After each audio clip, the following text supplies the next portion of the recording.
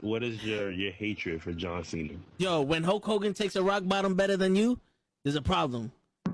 There's a problem. My man. All right, so give me the camera. One rock bottom. Yo, no, it's more than that. Show, give me the camera. I got the fucking camera. Kenny, I'm gonna have to do it for you. I'm gonna give you the whole spiel. He came out as a prototype. Whatever. You know, he slaps Kurt Angle. Ruthless aggression. I'm not into that. Whatever. He comes out as a rapper. I'm like, okay, all right, I can dig it. You know, he's from Boston, so that's a strike. You know, us New Yorkers, we don't fuck with Boston too much, but you know what? I'll look over that. He's doing his thing. Something original. Some I could, you know, there's something different. It's entertaining. Comes around, and my man has a choice between The Big Show, Kane, or Shawn Michaels. And he gives the most pussiest promo I've ever heard in my life. I will never forgive this. And he's on some, well, you know, I don't want to fight The Big Show because, you know, he's a huge guy, and, you know, you got the Big Red Machine who wants to fight him, and Shawn Michaels is a legend. Fuck that, bro. You already beat all these motherfuckers already. Her return on SmackDown. Okay. So I definitely read some rumors about that. Because for whatever reason, and I don't know Cody's reason, you turn around and go back, and people are gonna be, you destroyed thrones, and you go back? We have been doing this shit for ages, and he still doesn't know how to take it right. Trust me. That's it. I got you. Oh, man, shit. He collapsed with the kick. That's what I'm saying. That's the way he didn't collapse during the sun. It was the kick. It was the And he's not even in his fucking chair when he gets in this fucking thing. He's not even in his fucking chair. Yeah, but he there thinks, he goes. oh! There he goes.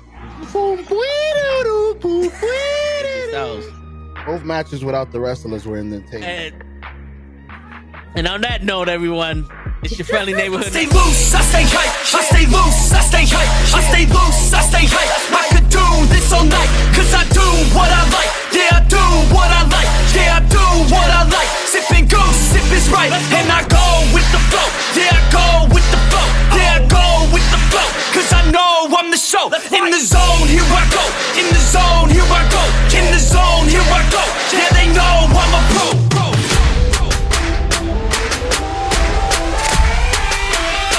Let's go, let's go!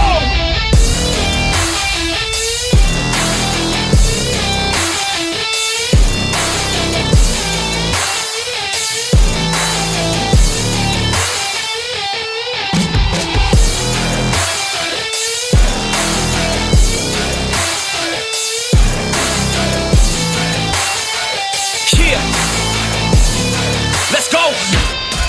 Here I go, I get lit, I get hyped for this shit! That's right.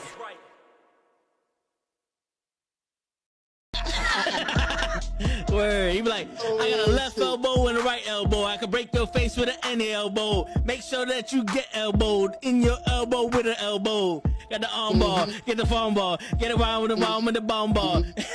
Daddy's gonna make it.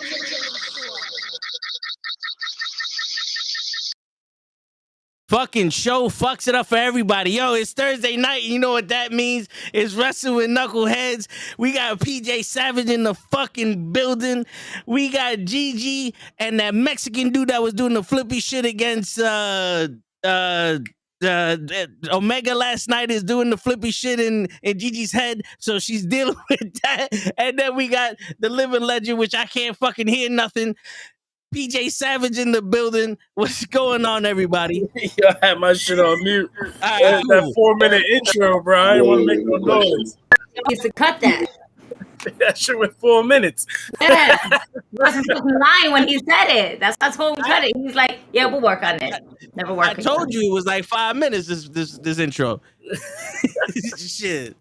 We gotta keep them guessing. I gotta give all y'all time to do y'all thing. We got the little one over here dancing and shit. You know.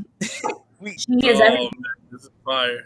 You know, it's enough time to questions do for like 2 PJ. lines of coke. I showed PJ. I showed her PJ's IG page, and she's like, "Hold up, I know that wrestler, and it was a match against you and Bobby Lashley." Yes. And she was like, "Ask him questions. Go ahead, ask him questions." No, The hell was that? I don't know. Do you want to ask him the questions? No. All right. Bye. Oh, she's so cute. She's so cute. Okay. Okay. I don't know what she's doing. I never know what she's doing. I'm always scared. You good? Word. You good, Riley? All right. Cool. She gonna pop back in like 5 I don't seconds. know what she's up to. Yeah, she's just like opening and closing my door. I don't know what she's up to. I think she's trying to make an entrance. What's up, PJ? How you doing? Welcome to the I'm NuKKle. good, man. I'm good. I'm good. I fucks with the podcast. I fucks with it already. I fucks with it. I appreciate y'all having me on, man. Thank you for the platform, man. As always, thank y'all. Hey man, Oh, we appreciate sure. you coming on, bro. Word. Definitely. Now we got a lot of things to talk about with you, Mr. Invictus Pro Wrestling Wrestler of the Year. Yeah. Right? Yeah. Winner of the Climb for Clout ladder match, a match that you weren't even supposed to be part of on top of that. Yep. Yep. And you're cashing it in next month. Yeah, I think it's April 28th. Jeez, they're gonna 28th against Big Trouble Ben Bishop for the social media championship. that big old bitch. That big old nah, man. It's crazy. The story at Invictus is a wild one, man. So like 2 years back, Invictus was starting up, and they were doing their thing, and I always reached out to Alex. I reached out to Nick a couple times. I was fresh out of Johnny Rod's, and nobody was booking me yet. I was fresh out. I was like a month out, and they hit me up. They was like, "Oh, we'll look at your stuff," and then they put me on a couple pre-shows. So then I like just going from the pre-show to main event in their biggest show is pretty dope. It's pretty dope. Like just to go from one end and not even like because last year in Bloom, I also main evented in Bloom last year, but it was a ladder match. It was the Climb for Clout match. So it was an 8-man match. So it wasn't really, it wasn't really my match. But this year coming back in Bloom 3 and well, shit, I main evented 2 out of the 3 in Blooms, and now we're here, and it's me in a singles match versus Big Ben Bishop for the social media championship in the main event. So that's fire. Like, it's coming full circle for me, and I'm happy with everything I've done at Invictus Pro Wrestling. Big shout out to them. Word. And fun fact, Big Ben Bishop is only about 2 inches shorter than me.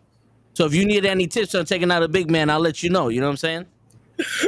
I think he has some good ideas on how to take down a big guy. Okay, I don't think my services are available. You know. You show up April 28th. I got you. You're gonna come out with me. I'm gonna use you. You can be around the ring. There you go. That's it. We're gonna have to come up with something. We're gonna have to say he's a big dude, man. He big. He's 7 foot tall. He's been on AEW. He's been done extra work for WWE. That dude's big, man. He played college basketball. Oh man, he's a big dude. But we in the Bronx, like word. We don't shoot bricks out here, unlike him on that college Division I tournament. All he did was shoot bricks. That's why they never made it past that tournament. You know what I'm saying? Oh shit. Okay. Just saying. My man PJ Savage said he gonna dunk it on your ass. Watch. Oh man, I got to now. But before we get to Invictus, you have an event coming up at the end of this month, March 31st. Wrestling is Now.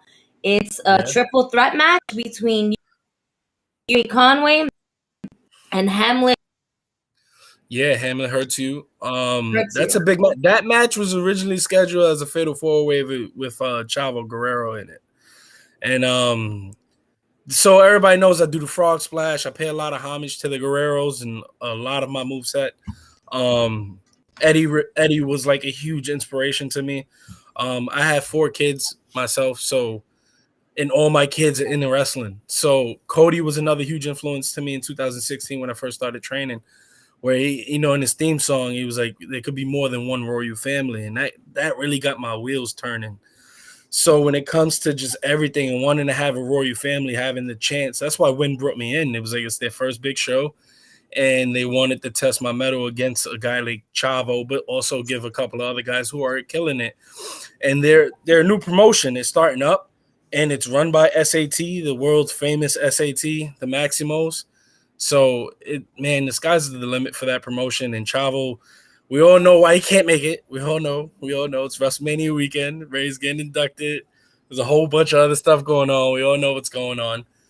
But me versus Chavo will happen at Win. And when it comes to next Friday, me versus Hamlet Hurts You. A lot of people don't know me and Hamlet Hurts You actually train together at Johnny Rod's. We're both Johnny Rod's guys. So there's a lot of us out here. There's a lot of Johnny Rod's guys out here.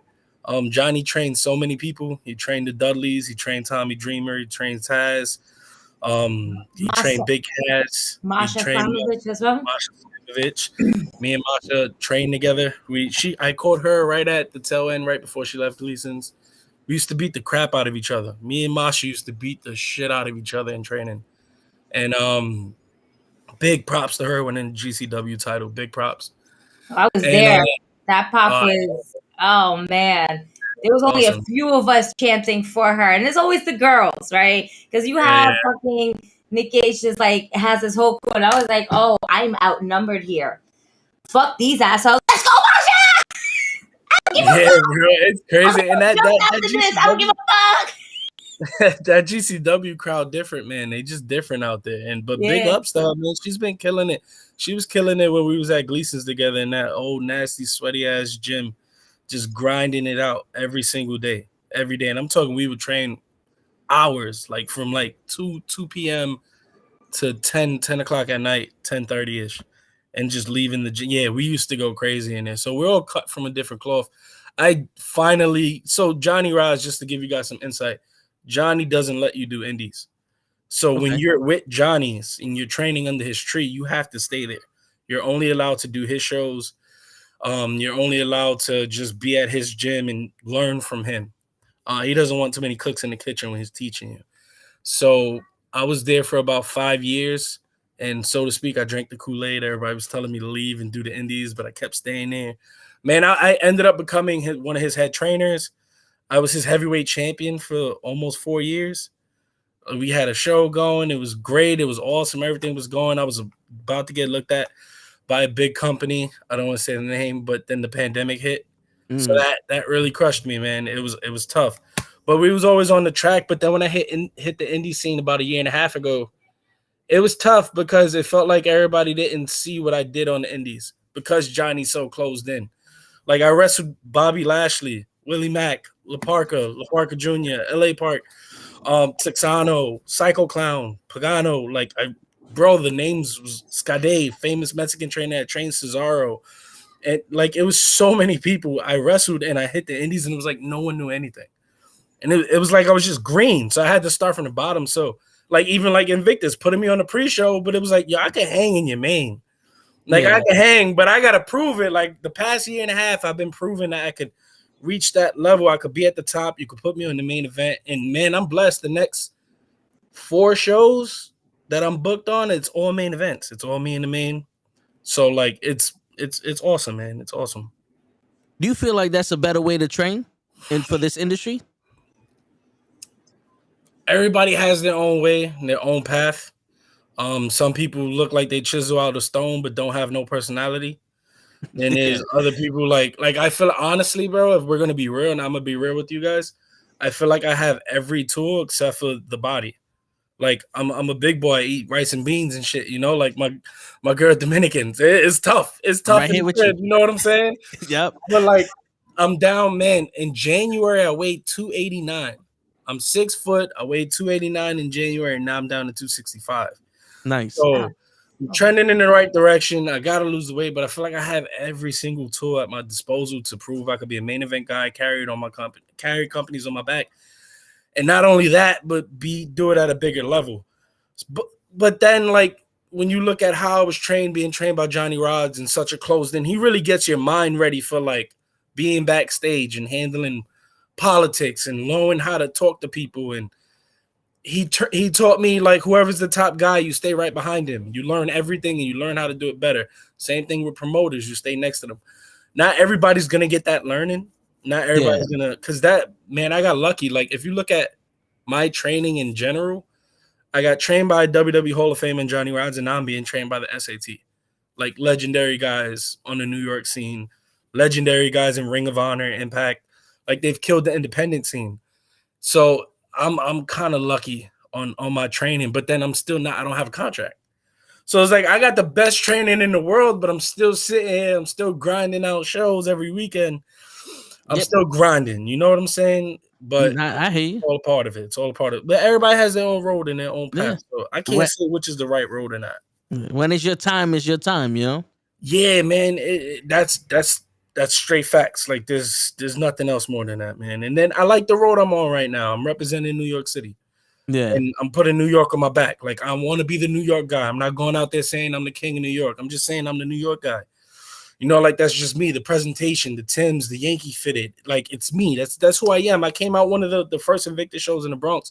I came out with an 8-ball jacket and came out the Jadakiss. Like it's a different breed. You feel me? It's a different breed out here. And I keep saying this line, man. Montreal got Sami Zayn, Chicago got CM Punk. New York City got PJ Savage, and you're gonna feel that in New York City one day. Word. In the garden. Word. And yo, we don't have too much New York representative that's out there. I know there's some people that's from New York, but they're not repping it like you know we trying to get repped. Yeah, nah, you know what it is too. Like when you in New York, you automatically labeled as LAX, like Homicide, and big ups to Homicide. He's somebody I look up to, but you always get labeled into that thug look. You know what I'm saying? But yeah, I feel like I could carry New York because New York, especially the wrestling scene, is so special. If you're over in New York, if you're over in the Garden, you're over all around the world. I don't care what anyone says. And then I grew up like with my uncles taking me to shows in the Garden and tape trading. Like, so my first show was WrestleMania 10. I was like 4 years old, bro. Like, wow. And then being in the Garden and tape trading and doing all that stuff, that's real New York. Like, we're not just all gangsters and hoodlums. Real New York, we like to stay home. A lot of us like to stay home, eat our rice and beans, be in our safety, watch wrestling, and go out and enjoy ourselves. But there's a culture to us, you know, the bacon, egg, and cheese, the chopped cheese. Like we just different. The 1 train, the 2 train. Yeah, New Yorkers are just a different breed, man. We cut from a different cloth. Seriously, and it's very hard to captivate that outside of the gangster. Yeah, but like the way I try to represent it. Type of is what you're supposed. Yeah. Not everybody's like that. Yeah, and it's tough because you're always gonna like even one of the last promos I just put up. I think I just put it up today. Me walking down the staircase with Timbs. I gotta fit it on a P coat, PJ Savage shit. I look like a New Yorker. I look like somebody you don't want to run into on the train station. But the way I try to present myself is not hood, it's all passion. I'm tired of being in last place. I'm tired of just being overlooked. I'm tired of getting fucked over by the next guy. I'm tired of being held back because I'm Latino from New York City and I live in Spanish Harlem, but I grew up in Harlem. Like, it's just, I'm tired of it, bro. And it's like, I feel like that's a message that all of us New Yorkers could get behind because all of us in New York can make it. If you make it in New York, you can make it anywhere. Yeah. And we all feel that. Like the people in LES, the people that live in the Bronx, the people in Harlem, the people in Queens and Brooklyn, we all of the same nature. We ain't gangster. We just got passion. And we tired of just getting snubbed off. We got chips on our shoulders. You know what I'm saying? We all got that bacon, egg, and cheese on our shoulder. So it's just who I am, man. It's just what I am. I want to represent New York City to the fullest. That day I come out at MSG, it's going to be a movie, man. It's going to be a movie. Seriously, and then we're gonna be there. We're gonna be there to watch that shit too. So Big facts. You better let us know because you know we're gonna be there. We gotta promote. You know we gotta represent and shit like that, man. But no, it's true. We have to have that chip on our shoulder just to get to the end of the block, bro. That's real shit. You gotta have that chip on your shoulder when you get in the train station, when you go to the store. You got like I cut one promo when I first really started to dab in the promos and figure out what PJ Savage was. And I grew up in the projects. I grew up in Manhattanville projects. So I cut a promo in the projects. You know, all my boys was looking at me. Everybody was there. And I cut this promo and it was just real. It was just real. It was authentic. And it was like, you are cut from a different cloth because you didn't grow up like me. You didn't grow up walking down the back staircase, stepping over crack valves, never knowing what you're going to run into. Here's some crazy noises. Got to walk into the next staircase. And just walking outside with your head on a swivel, even though you're walking with your boys, because you never know what can happen. Like that it makes you a savage. Like that's why I'm PJ Savage. That's what makes you a savage. It's just the upbringing and what I've gone through in life. So it's crazy to try to separate it, but I want my passion to speak through more than anything else. Because really, I'm just a dude that loves wrestling. Wrestling saved my life, like I'm sure it did yours. It probably saved half of us from depression. It saved us from just being out in the streets. Like wrestling, I grew up with it. It's attached to my grandmother. My grandmother passed away, so I do it for her. Like she got me into it, bro. I used to sit on her lap. I used to sit on her shoulders with a comb and comb her hair because she used to like it. I used to calm her down because she used to be sick sometimes. And I used to comb her hair. We used to watch AAA Saturday mornings on the TV, man. Like wrestling was just a staple in my house, and I'm a product of that. Like I'm sure you all are. Like we all from the same time frame. Absolutely. Yeah. So it's like this is just shit that we are, bro. I'm an extension of the New York fan base that we just gritty, we hustle, and this shit just got us through life. And it's really great to kind of like hear that, because that's just so humbling to hear. Like we are all wrestling fans overall. I grew up watching wrestling because of my dad, but my dad started watching wrestling because of my mom, because my mom's dad, my grandfather, may God rest his soul, was into wrestling. And the only person that was into wrestling was my mom. Was the one that was getting everybody involved in it. She got my dad involved. And when I growing up, I used to watch Saturday night main events, your Monday night Raws, way before SmackDown even was a thing, a thought. Best, you know. Then you have your WCW nights, right? And and like you said, your Saturday mornings events as well. So it's just I feel like, even though we're not wrestlers, you are, but we are all like a product of what a wrestling fan is, based in New York. No matter what, you're a podcaster, wrestler, you set up the ring for people. Like we all bring our different elements to this wrestling culture and this wrestling community. And New York right now, it's really been on the rise. Yeah. Independent wrestling bringing or Florida. Yeah, and I would say like right after the pandemic hit, New England was probably the hotbed. Like Massachusetts, Boston, all that was the hotbed. But I think now with promotions like Win, another promotion I work with called Titan Championship Wrestling, that's kind of revamping everything they do. And they're just taking stuff to a whole nother level, putting a lot of money into the company. Like they got Simon Gotch, Sonny Ono, and a couple other people coming to their May show. Like there's a couple of promotions that are just starting up. Invictus Pro Wrestling, We Are Wrestling. The New York scene's starting to get hot. It's starting to get hot. And now it's about like, who's the guys out here that can represent the scene? Who's going to represent that New York scene? Like you had Miracle Generation. They basically were the people that represented that New England scene. They came out. They were the hot young guns, Kylon, Dustin, and Ichiban.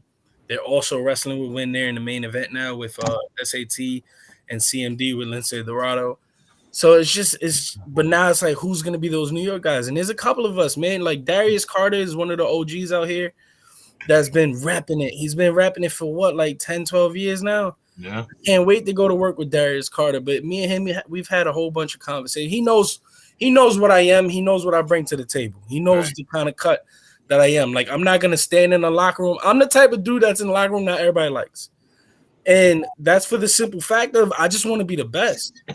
Yeah. I want to be that guy. I want to be the guy. That's it. I don't care what you are, what you represent. I remember the first show in Invictus that they had in the Bronx, the one that came out with the 8-ball jacket. My man Darius Carter was opening the show and closing the show. He was wrestling twice that day. And that's crazy because as a wrestler, you either want to jerk the curtain or you want to close it out. And he was doing both. So that's the spot. You know what I'm saying? He knew he had the swagger about him in the locker room. He was walking around, feeling himself, doing the shit, talking shit. You know what I'm saying? And right in the middle of his groove, I walked up right next to him in his ear, and I was like, Darius, I'm coming for you. I'm coming for every spot you stand on, everything you represent, and I'm going to take it from you. But I'm going to take it for you right in front of your face. And he was like, big dog, that's what I like to hear. You better come at me. You better come at me. And like, that's just that real energy, you know what I'm saying? That's that New York shit where he represents. And there's a fellow Johnny Rods person, Steve Pena. He killing the game. He's absolutely killing it. He looks like $1 million. He's one of those guys that I can't wait to just go toe-to-toe with and tell an actual story where it's like laid out. Me and him are from Gleason's. It's just he's another dude that's out here on the New York scene absolutely killing it. And then you got me. And it's like you got Ken Broadway. Ken Broadway's another one from Invictus. Ken Broadway's been holding it down. He's been representing. He's like one of the best hog guys that came out of there, in my opinion. Him, Monty, of course. Monty's one of those guys. Monty always reps it. Monty's just on another level. He's when you in the locker room with him, he's like everybody's Theo. He hold it down. That's Monty for you. But Ken's one of those guys. And if I could paint the future of the Mount Rushmore for the New York City scene, those are the 4 guys I'll probably put on it. Me, Ken Broadway, Darius Carter, and Steve Pena. We're the 4 guys that could carry the New York scene to the next level, and it's out of us 4 to just dog eat dog, beat the shit out of each other to try to become the best. Do you have any rookies?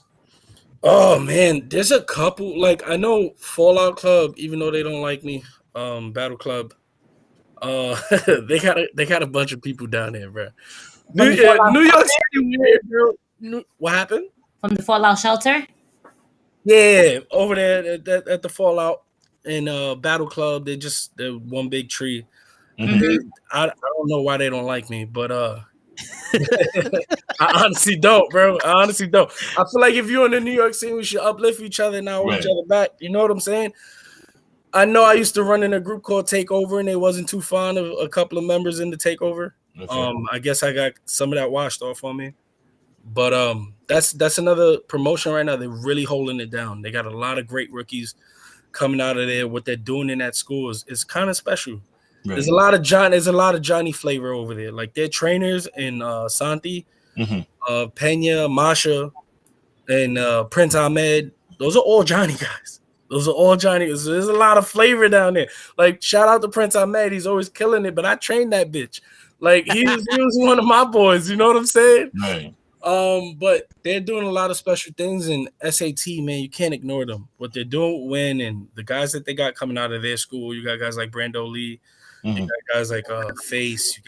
There's so many guys coming out of SAT right now. That's just they're on it. It's on fire. And then Invictus right now is trying to put all those rookies onto one playing field.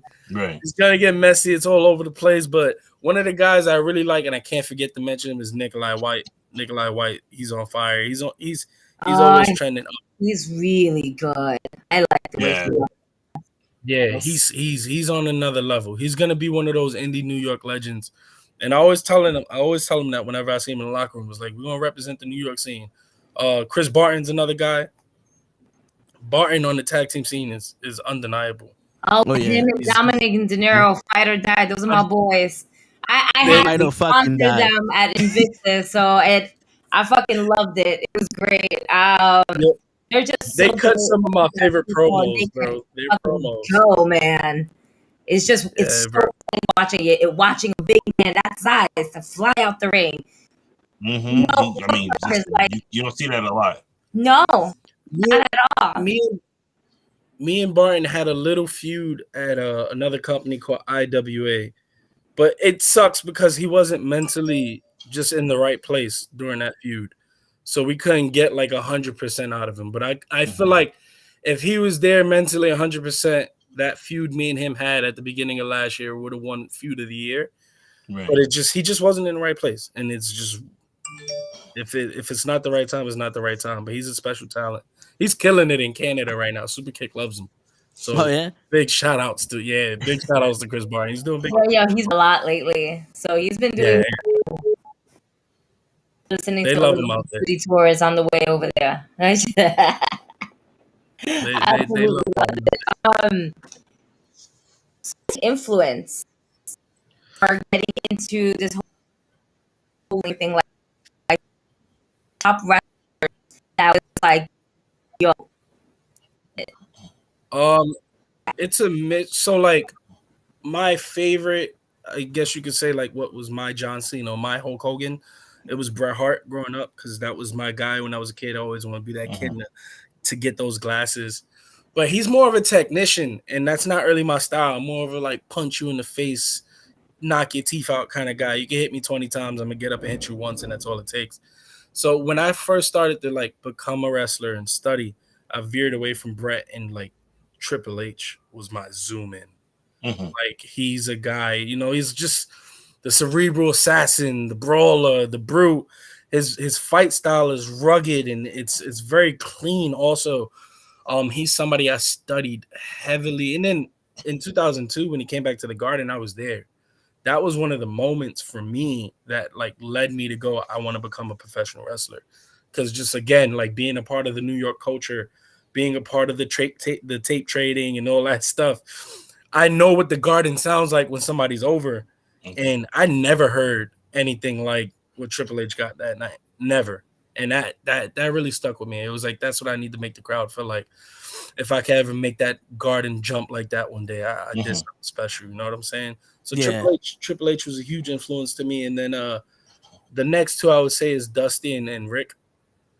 Okay. Dusty and Rick are like, especially the promo stuff. Like I studied their NWA stuff and how to build up a match and carry a feud. Like nobody did that like Dusty and Rick and everything they were doing down there in like 85, 86 with NWA. Like nothing. There was nothing like it. So those are guys that I gravitate to.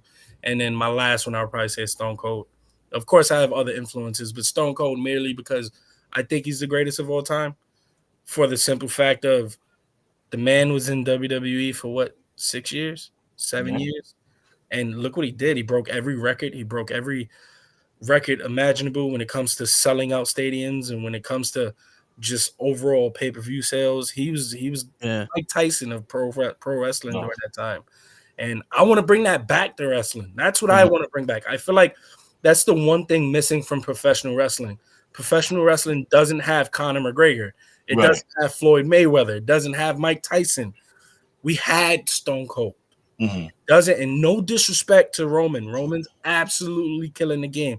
As much as I want to beat the shit out of Roman, everybody knows my feelings there because he's the guy right now. You know what I'm saying? Yeah. But in terms of just absolutely selling 2 million pay-per-views, 5 million pay-per-views, no one did it like Stone Cold Steve Austin. So I study him like a hawk. I probably watch his documentary once a month, and just like every like Stone Cold session he puts out, I watch it, I listen to it.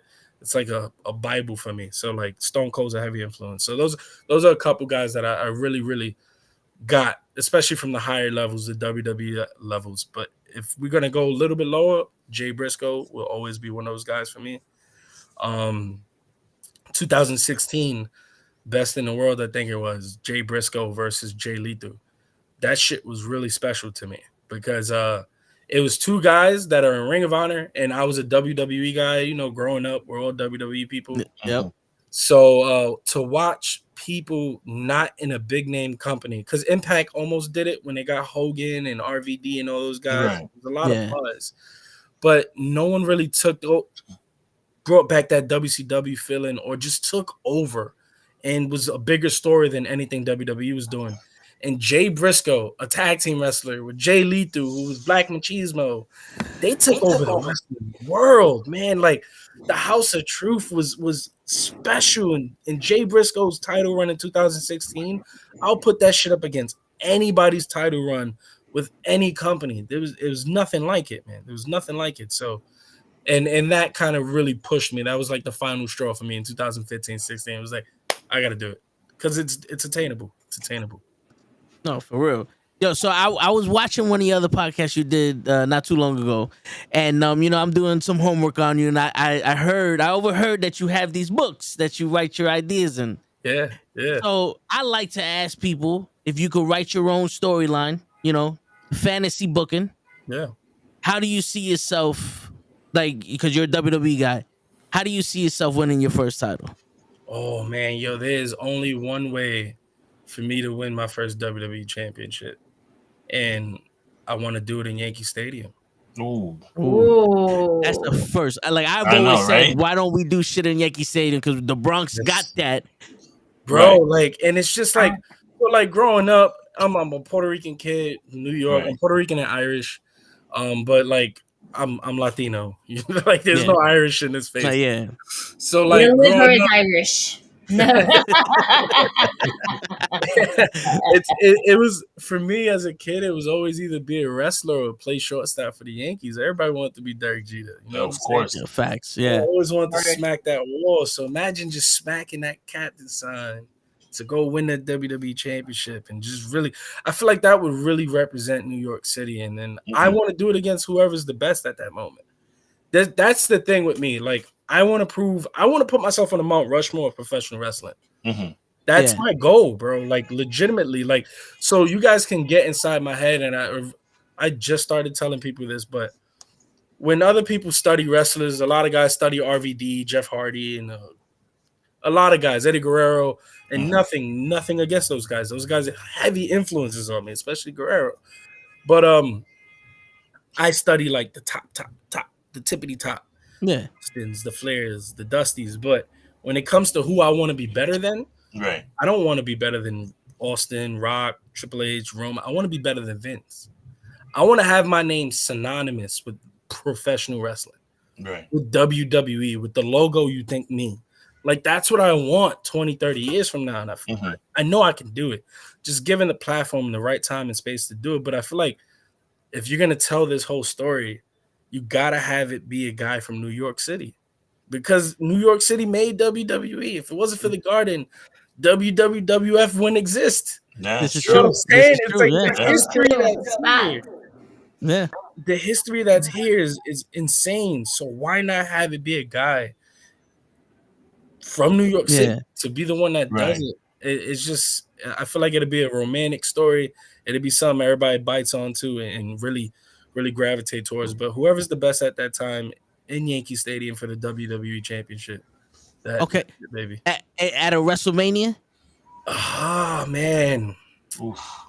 Can we do it at SummerSlam? I feel like if it's at WrestleMania, it's very like predictable. It's very predictable what happens there. You know what I'm saying? Because everybody is known to lose in their hometown. Right. So it's me in the Garden, or me at Yankee Stadium. It's like, okay, can he? If it's a SummerSlam, you can expect me to lose. There might be that little bit of doubt in you that, like, can he lose? I don't want to have that doubt like Cody and Roman right now. Yeah. It's like 98 to 2%. Like, everybody knows Cody's winning. Yeah. It's at Mania, but I would rather, even if it's like 75-25, I wouldn't mind it being at a SummerSlam. But man, if I'm gonna write this shit and it's gonna be romantic and it's gonna be my shit, of course it's at WrestleMania. WrestleMania, Yankee Stadium versus whoever the hell is the best. Okay, but if you could choose, like, let's say, because I've always had the dream, like the daydream, that I'm wrestling Big Show, right? And I had my Hulk Hogan Andre the Giant moment. You know what I'm saying? Because that's the Hulk Hogan's the only person I ever wanted to aspire to be. Everyone else I admire, but Hogan is the only one I grew up wanting to be. Yeah. Right? So I wanted that Andre the Giant body slam moment. That's why I always daydreamed the Big Show at Mania. Yeah. Who do you daydream about? Like, man, there's so many, bro. Well, of course, Triple H is one of those guys. Like, if I ever got to like climb that mountain and just see him there, that would be pretty fucking special.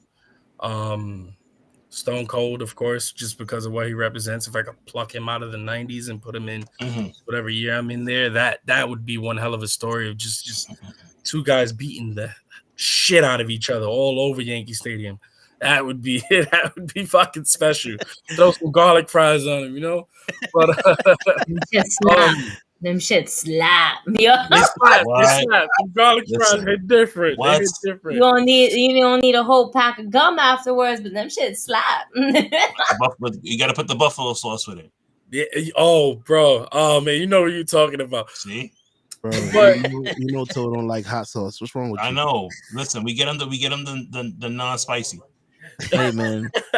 There's actually one guy. There's one guy that I feel like it'd be out of left field, and one of the reasons I would choose him is because of what he represents. He represents WWE.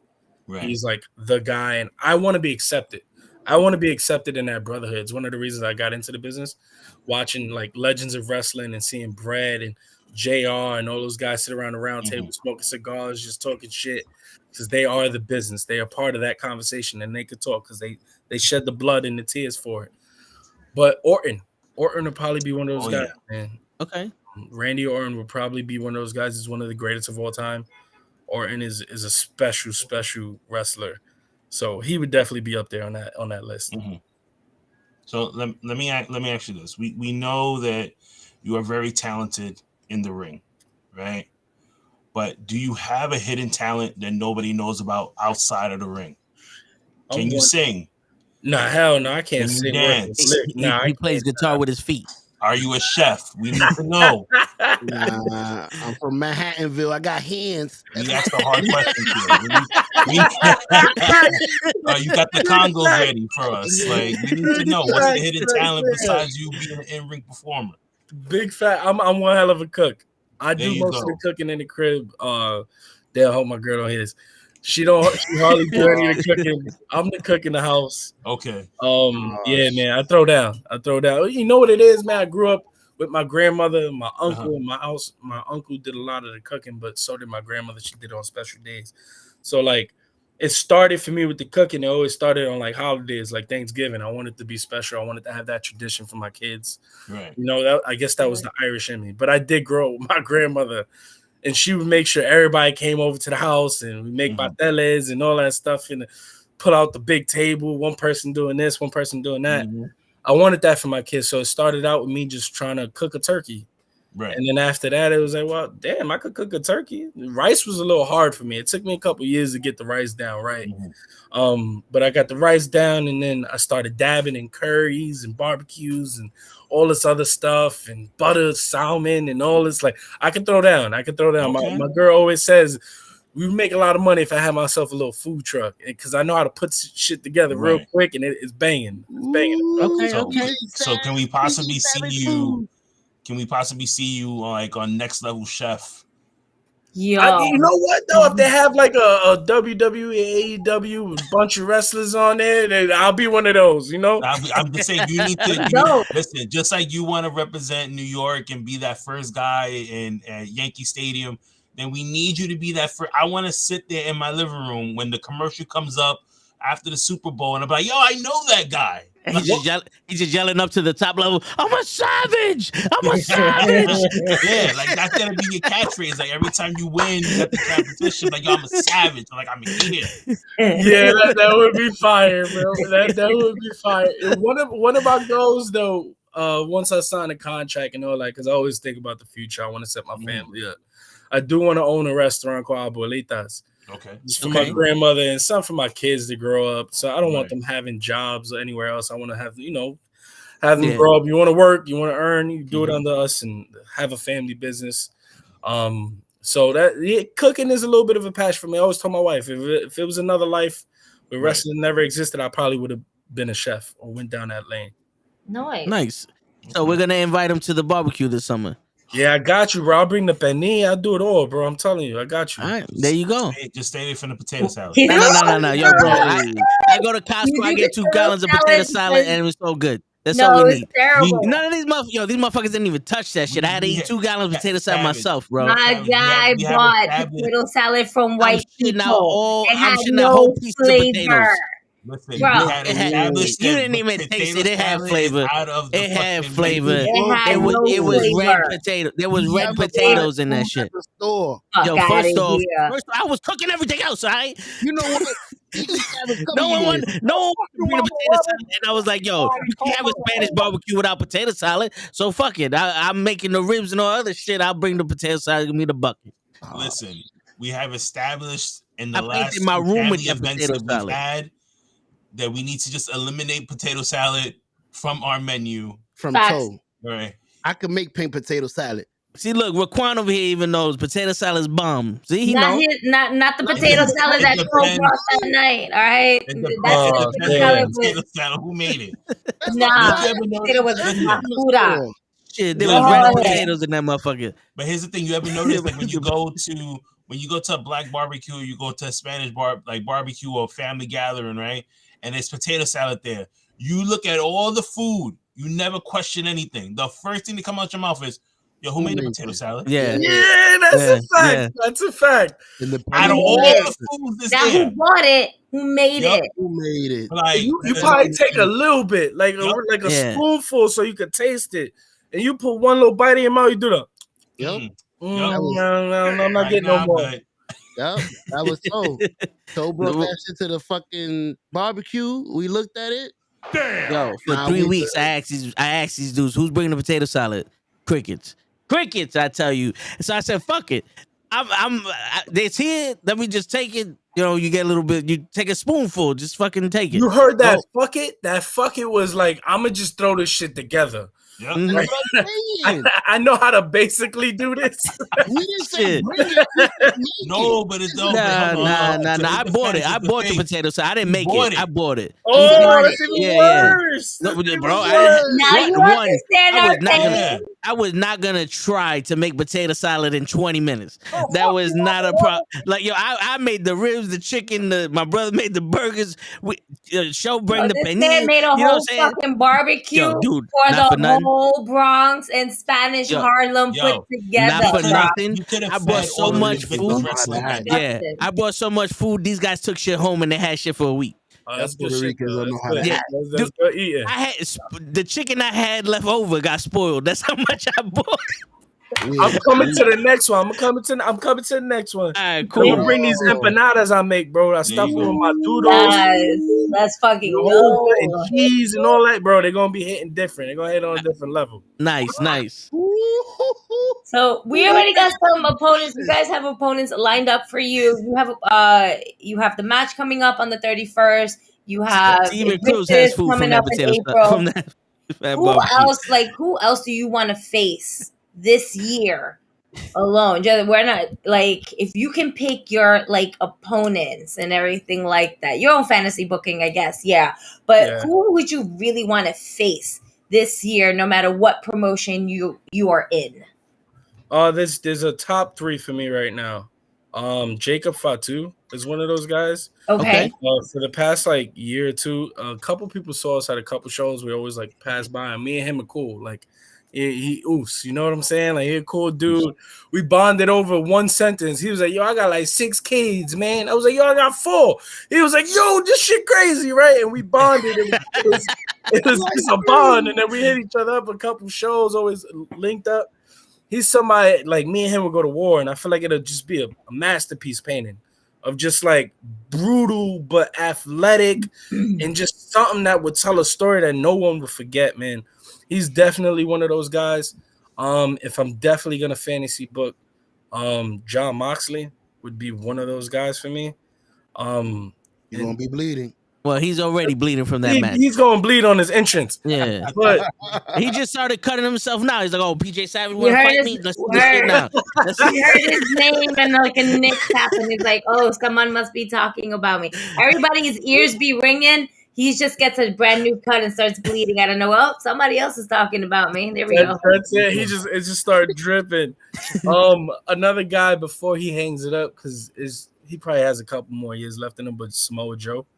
Okay. He's a heavy influence on me also. And I just want, like, if I could go anywhere in the world for a couple years, it'd probably be Japan. And bro, he's like cut from that cloth. He's that style, hard hitting, athletic. Like, that's me. It's my style. It's how I wrestle. He's definitely one of those guys. Shane Taylor, I would love to run that back with him, just to have a full match. Me and him wrestled last year. But of course, we like fit in storyline and did a whole bunch of other stuff to lead into like a big 8-man main event. It was like the swerve for the crowd. But that, I feel like me and Shane would probably tell a really good story just from bell to bell. And if I could go on a big stage of giving the platform, I would pull the best out of Kenny Omega. Like, I know him and Vikingo had one hell of a main event, but I would pull Okada Kenny back out. Like, I would pull the cleaner back out. I would reach deep down into his soul and just pull whatever it was left of that V trigger and just power him right back up into Street Fighter 5 mode and make him want to go again, bro. Like, there's buttons I know I know I could press on Kenny Omega, and he's definitely I know I could probably tear down and make massive waves with Kenny Omega. Okay. So how do you feel like how do you get the best out of people? You bring them into the deep water and you hope they swim, or? Nah, I study them. I do what other people don't do. I watch tape. I follow you. I look at everything you got going on. Like this Saturday, it's me versus Anthony Gangone for the Titan Championship Heavyweight Championship. Like it's me versus Anthony Gangone, a guy who was at House of Glory, who wrestled all these guys. He's had a couple matches at Titan with the Titan Heavyweight Championship, and not at one time that I heard anybody call him out on his old House of Glory stuff. Not one time.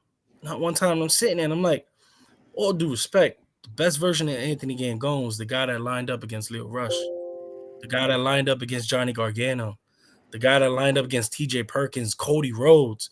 You went against Cody Rhodes, and if you don't bring anything like what you brought versus them, when you walk through a curtain to face me, because I'm cut from that cloth, and you're going to find out, I'm going to crush you.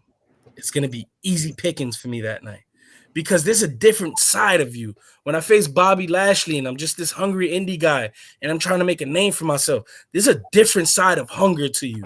You bring a whole level of passion. You're going to go WrestleMania mode. Your dropkick going to be 10 feet higher because you're just going to bring that passion. And imagine what was going through Anthony Gangone's head. I'm facing Cody Rhodes tonight. Bullet Club himself. Fresh off the WWE, fresh off the list. And I'm facing Cody Rhodes tonight. You know what that must have felt like for him? Do you know the passion and the hunger that man walked through the curtain with? If he don't do that versus me, I'm going to fucking kill him. I'm going to fucking kill him. And the crowd's going to feel it. And it's not even going to be like a thing where in a UFC fight and the guy gets knocked out in 2 seconds. It's going to be a thing of this guy has it and that guy doesn't anymore. You're going to fucking notice it. That's the shit I bring when I walk through a curtain because I bring back what you used to be. Whatever was the best mold of you, I'm going to fucking tell you. Like the day I get to face Kenny Omega. That's how I'm going to bring the best out of him. I'm going to stand in front of him. I'm going to cut a promo. One of those passionate AEW promos. But I'm going to just dig deep into his soul. And I'm going to be like, I don't know where the cleaner went. That guy that faced Okada and put New Japan on the goddamn map. Where did he go? All of us want to know, where is he? We don't want hurt Kenny Omega. We don't want the Kenny Omega who's running the women's division. We don't want the Kenny Omega who's fighting CM Punk in the locker room. We want the cleaner back. We want the guy that went an hour with Okada 3 goddamn times. I want that guy because if that guy shows up and I beat the shit out of that guy and I need his teeth down his throat and I pin him to the mat, 1, 2, 3, there's no denying who's the best in this business. That's how I bring the best out of a person. I tap into what's their best.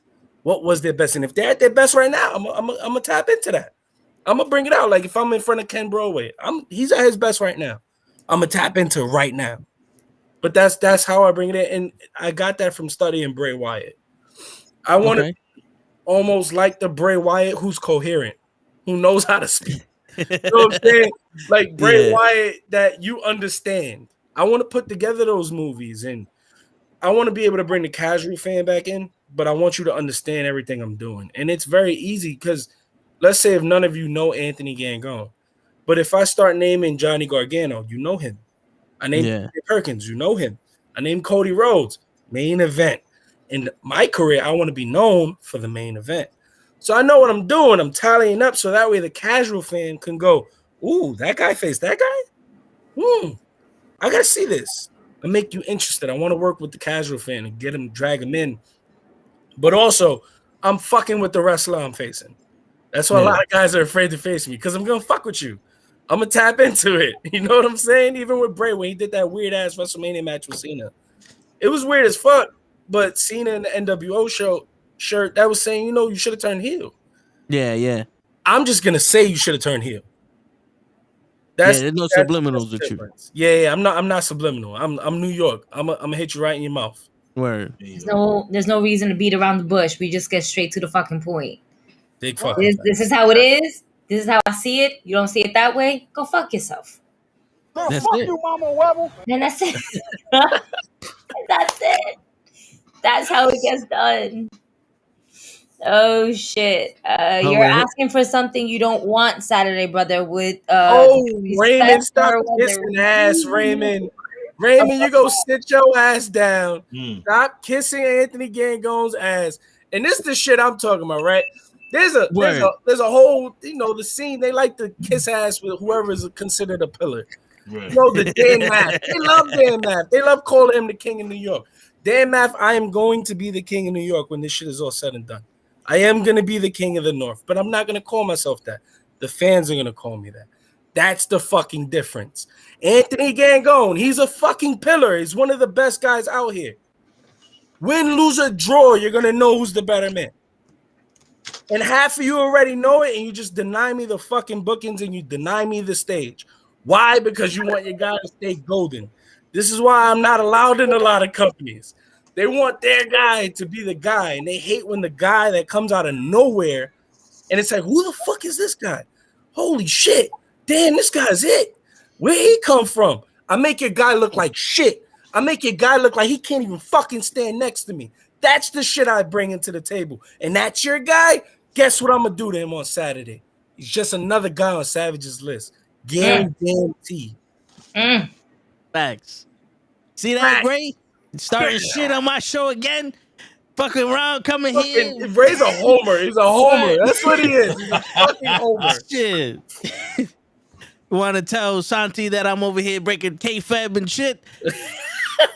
I'm gonna get a whole gang of people. We're gonna get the knuckleheads on you, bro. All of us. Show. Don't think I forgot about you going through a table show. Don't get up and walk away now. He left. Keep it up, I'm a nigga. Oh my god. You muted, but you can still.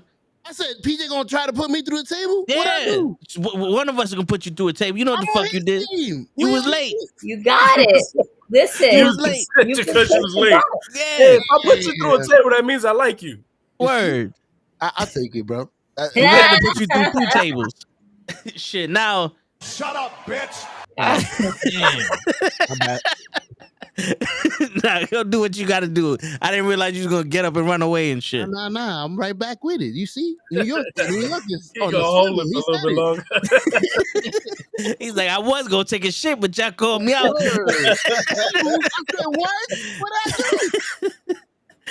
We don't need you to go missing on us in your like 7th floor mansion that you got going on over there, bro. You know, you might get lost.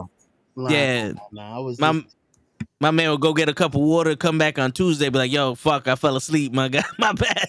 It's like, what? Shit. I got the team holding it down, so I'm good today. I can hide. So, yo, PJ, am I mistaken, or do you run your own promotion, or are you trying to run your own promotion right now? So, I am starting my own promotion. Okay. It starts this Saturday. Oh shit. I am facing Gangone later that night for Titan Championship Wrestling.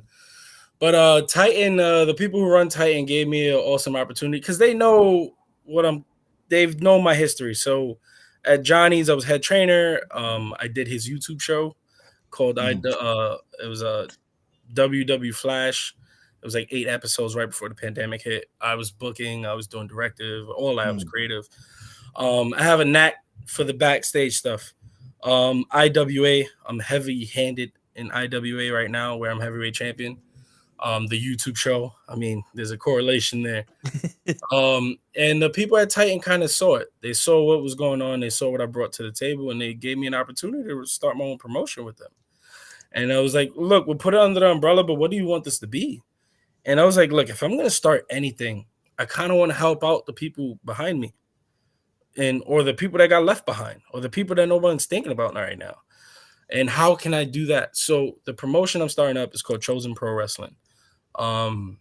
Chosen Pro Wrestling is going to be a promotion. I want it to be looked at as like the NXT for the independents.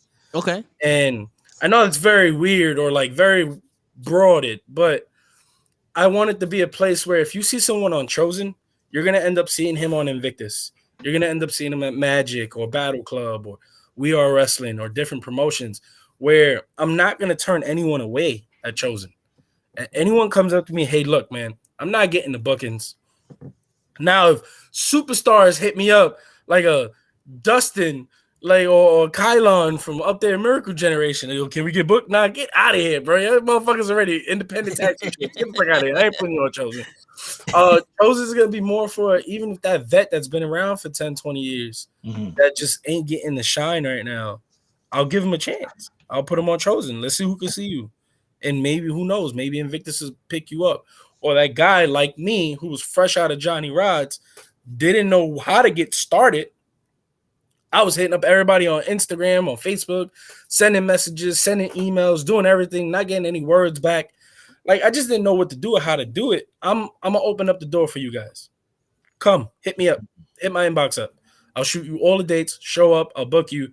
But this Saturday, is a tryout. So it's called the free for all.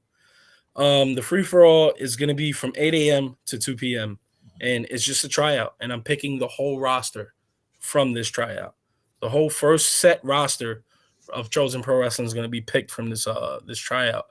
And it was crazy because we had it was like capped out at 30 people at the start. I didn't want to do more than 30.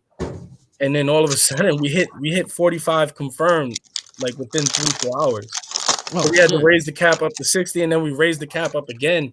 And then I'm just like, look, nobody's getting turned away. Whoever shows up, and we'll make it work. So we're looking at a really nice turnout tomorrow. Oh, not tomorrow, on Saturday. But one of the cool things about it is Titan works with this other company called Mofi TV. It's an app. Everybody go download Mofi TV. They have all of Titan Championship Wrestling's catalog on there. You can see everything for free. Mofi TV is going to film a documentary of my journey being basically the promoter and the producer and the runner, and also just being a wrestler and following some standouts from Chosen Pro Wrestling, almost like a proving grounds that was on the network. So it's really cool stuff, man. I can't wait to get started. I know I always talk shit. I talk shit about all the stars out here, all the big names like Dan Math. I want to fight Dan Math. You know what I'm saying? Yeah. What Dan Math represents to the scene. And everybody used to call him my dad when I first hit the Indies because we look alike and fucking pose the same way. Guys like Anthony Gangone, I've wanted this Anthony Gangone match. You know what I'm saying? But when I'm in front of you and the wrestler, he wants to be the best. And I know that might rub people the wrong way. But shit, I want you to be the best and rub me the wrong way. But what better story would be told? Let's say Chosen Pro Wrestling's a hit. We get one kid that's a standout. A nice big standout. All of a sudden, I'm Titan Championship Wrestling Heavyweight Champion. 6-7 months from now, it's me versus that standout from Chosen, who I handpicked in the main event for the belt. That's a cool fucking story. You know what I'm saying? And it's a way, like, if I'm gonna get buzz, if I'm gonna be looked at as one of the pillars of the scene or the future of it, and this guy's gonna be it soon, I'm going to give everyone a chance, and I'm going to help you get the buzz. I'm going to be that guy that helps out people who should get the help. You know what I'm saying? And people that are doing it the right way and grinding and ain't getting the shots. There's a lot of us out here. There's a lot of us grinding, not going anywhere. You know what I'm saying? I'm tired of that. And if I can help change the game, that's what I'm going to fucking do. I'm going to change the game. No, I hate it because, rising tides rises all boats. Yeah, man. There's a joke out here now. They call me Savage H because I'm the Triple H of the indie scene now. Where like I'm creating this NXT and doing some things with the younger guys and shit. Even the older guys just putting some flavor out there. But I'm always the guy. Prince Ahmed's a close friend of mine. Me and him were like really close. And I remember at Gleason's, he used to tell me, you need to stop focusing on everybody else. Focus on PJ Savage. You come in and you train and you focus on everyone but yourself. You don't get none of your shit in. Like, I'll go into train and that, like, the moment we walk in, I'm like, I'm going to do this, I'm going to do this, I'm going to do this. I'm going to work on this. And then the whole day I won't do it. I'll work on Ahmed stuff. I'll work on Jacob stuff. I'll work on Bougie stuff. I'll work on the guys that I train. I'll work on all their stuff. And it's like, we'll leave that night and Ahmed goes, what the fuck you doing, man? You trying to get signed or not? But I'll never forget what Johnny told me. He told me, when he gave me the responsibility of being one of his head trainers, he gave me that look and he's like, I'm not doing this for you to get a big head, and I'm not doing this so you can be a trainer. This is going to be how you learn more. By teaching others or helping others is how you learn in wrestling. So that stuck with me, man. So it was like, if I ever get a chance to open up the door for someone else, I'm going to open up the door. Like, I can't wait to open up the door for my kids and start my royal family and have my kids get into don't have to do this and put in the work that I'm putting in. If they could come in and have a little bit of an easier road, the crowd's going to hate them, but fuck it. You know what I'm saying? Like, it's just, it's the nature of the business. I wish I had that road. You know, I wish I was Dominic Mysterio, but I'm not. I'm PJ Savage, and I got to work my ass off on the indies, and however long it takes, shit, it might be him. I'll beat at WrestleMania, but it's just a road. You know what I'm saying? Like I said to you earlier, there's no right road. Everybody Yeah. has their own different roads, man, and it's all about just getting there, putting in the work. Definitely. I wonder if you're one of the only wrestlers that actually wants the same for the kids. Usually people like, nah, stay away from this. I mean, it's tough. It's tough. I mean, everybody. I think a lot of wrestlers fantasize about having the royal family. Mhm. That's just me because that's what I think about every goddamn day. Mhm. My youngest son Lucas is 3 years old. I hear him right now. He's yelling "savage" in the living room. Like that's my boy. You know what I'm saying? But like, I brainwashed him, of course. Like I brainwashed the shit out of him. I took my kids to go see Cody when he was in New York in Queens 2 weeks ago. Oh, And I'm sitting there, and Cody. I'm sitting there. We meet Cody, and when we first met Cody for the autograph, because they broke up the autograph and pictures, that was for Lucas, you know, like because Lucas is a huge fan of Cody. My other son Abel and my daughter Sophia, you know, like, okay, but Lucas was like Cody'd out. He had his Cody chalk line jacket, he had the belt, he had it all. That was for him. But then when we went to go take the picture, the first thing that went through my mind was, yo, when I face Cody, they gonna pull up this picture. This is the picture they're gonna pull up. Like that was where my mind was. I was like, yo, this is cool. But the fact that it's me and Cody right now with my son in the middle, this is that story, you know, like, and then I studied his father. I studied Dusty to the T. I cried when Dusty passed away because I feel like I was never gonna get the chance to learn from somebody like him. That just made me dive into his books even more, you know what I'm saying? But then the fact that I'm a huge admirer of Cody's dad and my son is an admirer of Cody, like, oh man, I can't wait to tell that story. I hope I get to tell it on WWE one day. It'd be fucking awesome. But it's a part of the journey, man. I can't fucking wait. He's gonna use that picture in the promo. Oh, he definitely. I look like shit in the picture Sure. too. Hey, put it on the Absolutely. title card. My daughter stays cutting promos, but then when she gets on the camera, she's like, I'm a little shy. I'll wait till I see them in person. She stays cutting ass on toe.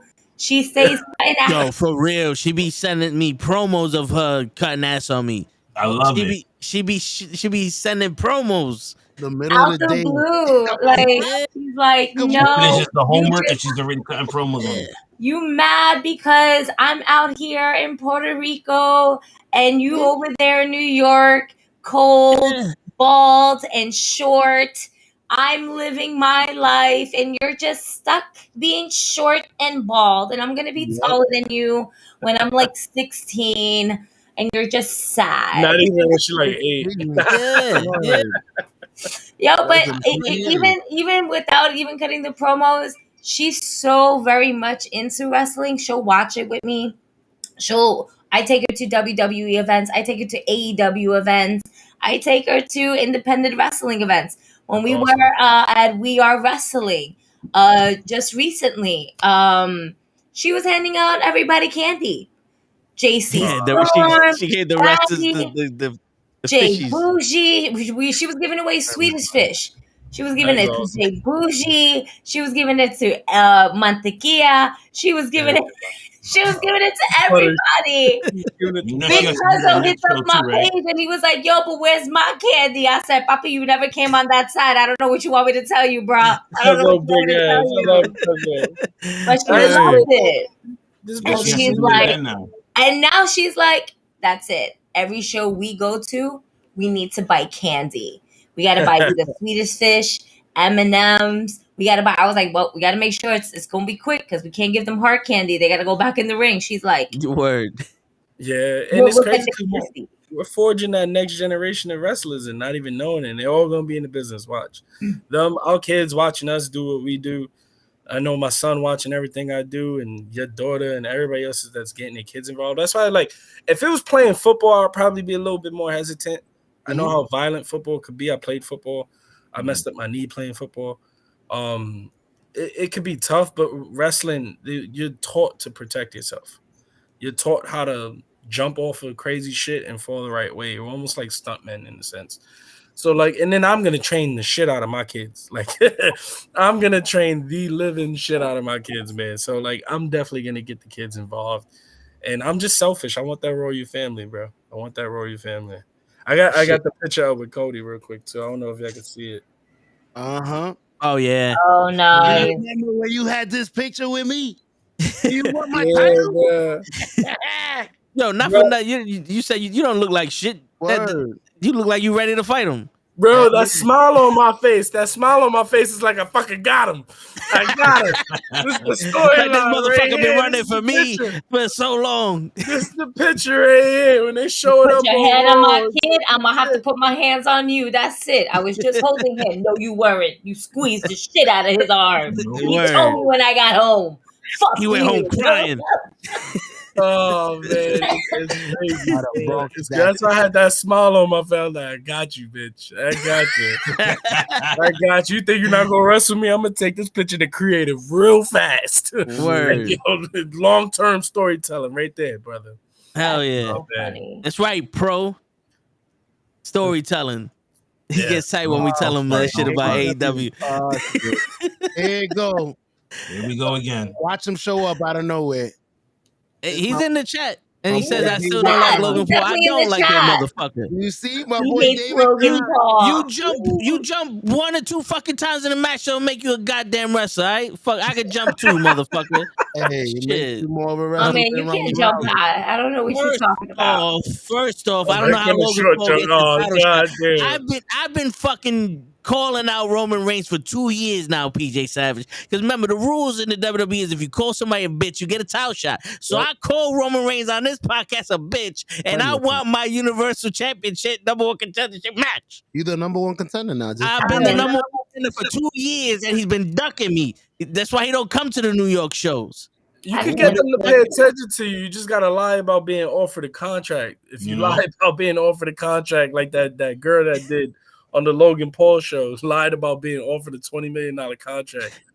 They'll acknowledge you. Maybe you get that match. Word. Shit. Tell them you related to Danny DeVito. Tell them you related to Danny DeVito. But they ain't gonna believe that because I'm 7'5". It's just shit.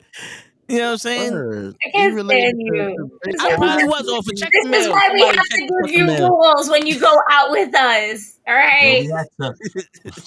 When he started coming to independent shows, we had to give him rules on what to do and what not to do. Apparently, I can take off my shirt and jump in the ring. Yo, I was always under the impression that if a wrestler dives out of the ring and lands on you, you get to take them home. There's no rules, and they want to talk about we can't. Oh, I'm coming straight for you next show. Yo, I want to invite all y'all to win next week. Y'all all gotta come. I don't know how the hell y'all can make it out there. Come to win in Richfield Park, New Jersey. Come to Wins first event, and I'm gonna dive straight on your ass that show. All right, cool. But then you gotta push show through a table. That's fine. That's fine. Show already like I'm not coming. He's gonna be like, hey, I can't come home tonight. He caught me. I gotta go home with him. He said he don't know how to make potato salad, so I gotta chef it up real quick. I'll see you sometime next week. I know I belong to the knucklehead. Yo, PJ, really quickly, what are some of your favorite wrestling entrance songs? Oh, that's easy. Bret Hart, that guitar riff right at the beginning was always like one of the best ones. Stone Cold, the glass breaking, The Rock. If you smell, I'm a big proponent of like, I never forget what Bully said.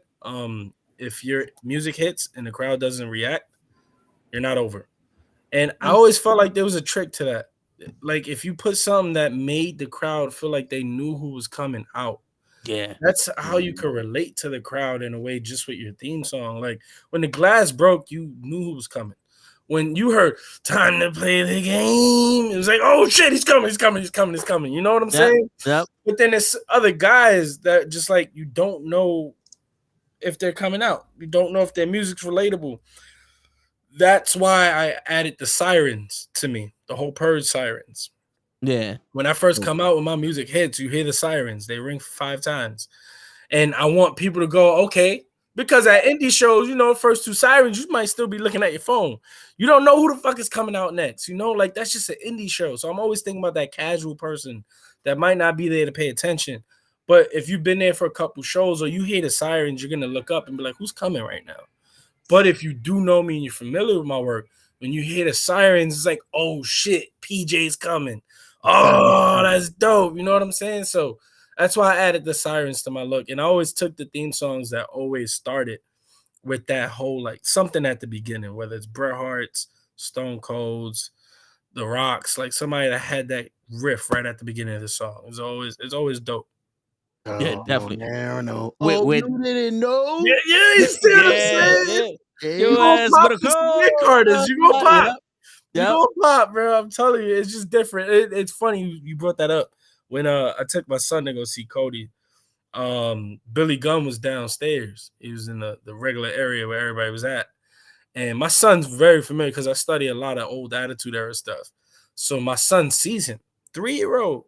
He sees him. He goes, "Daddy, that's the DX guy?" I'm like, "Yeah, that's the DX guy." And Billy Gunn peeps it. Billy Gunn goes, "Hey, kid, come shake my hand. Come. And my son goes, "Can I go?" I go, "Yeah."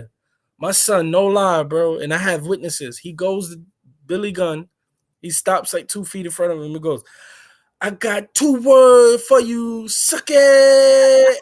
And walks away.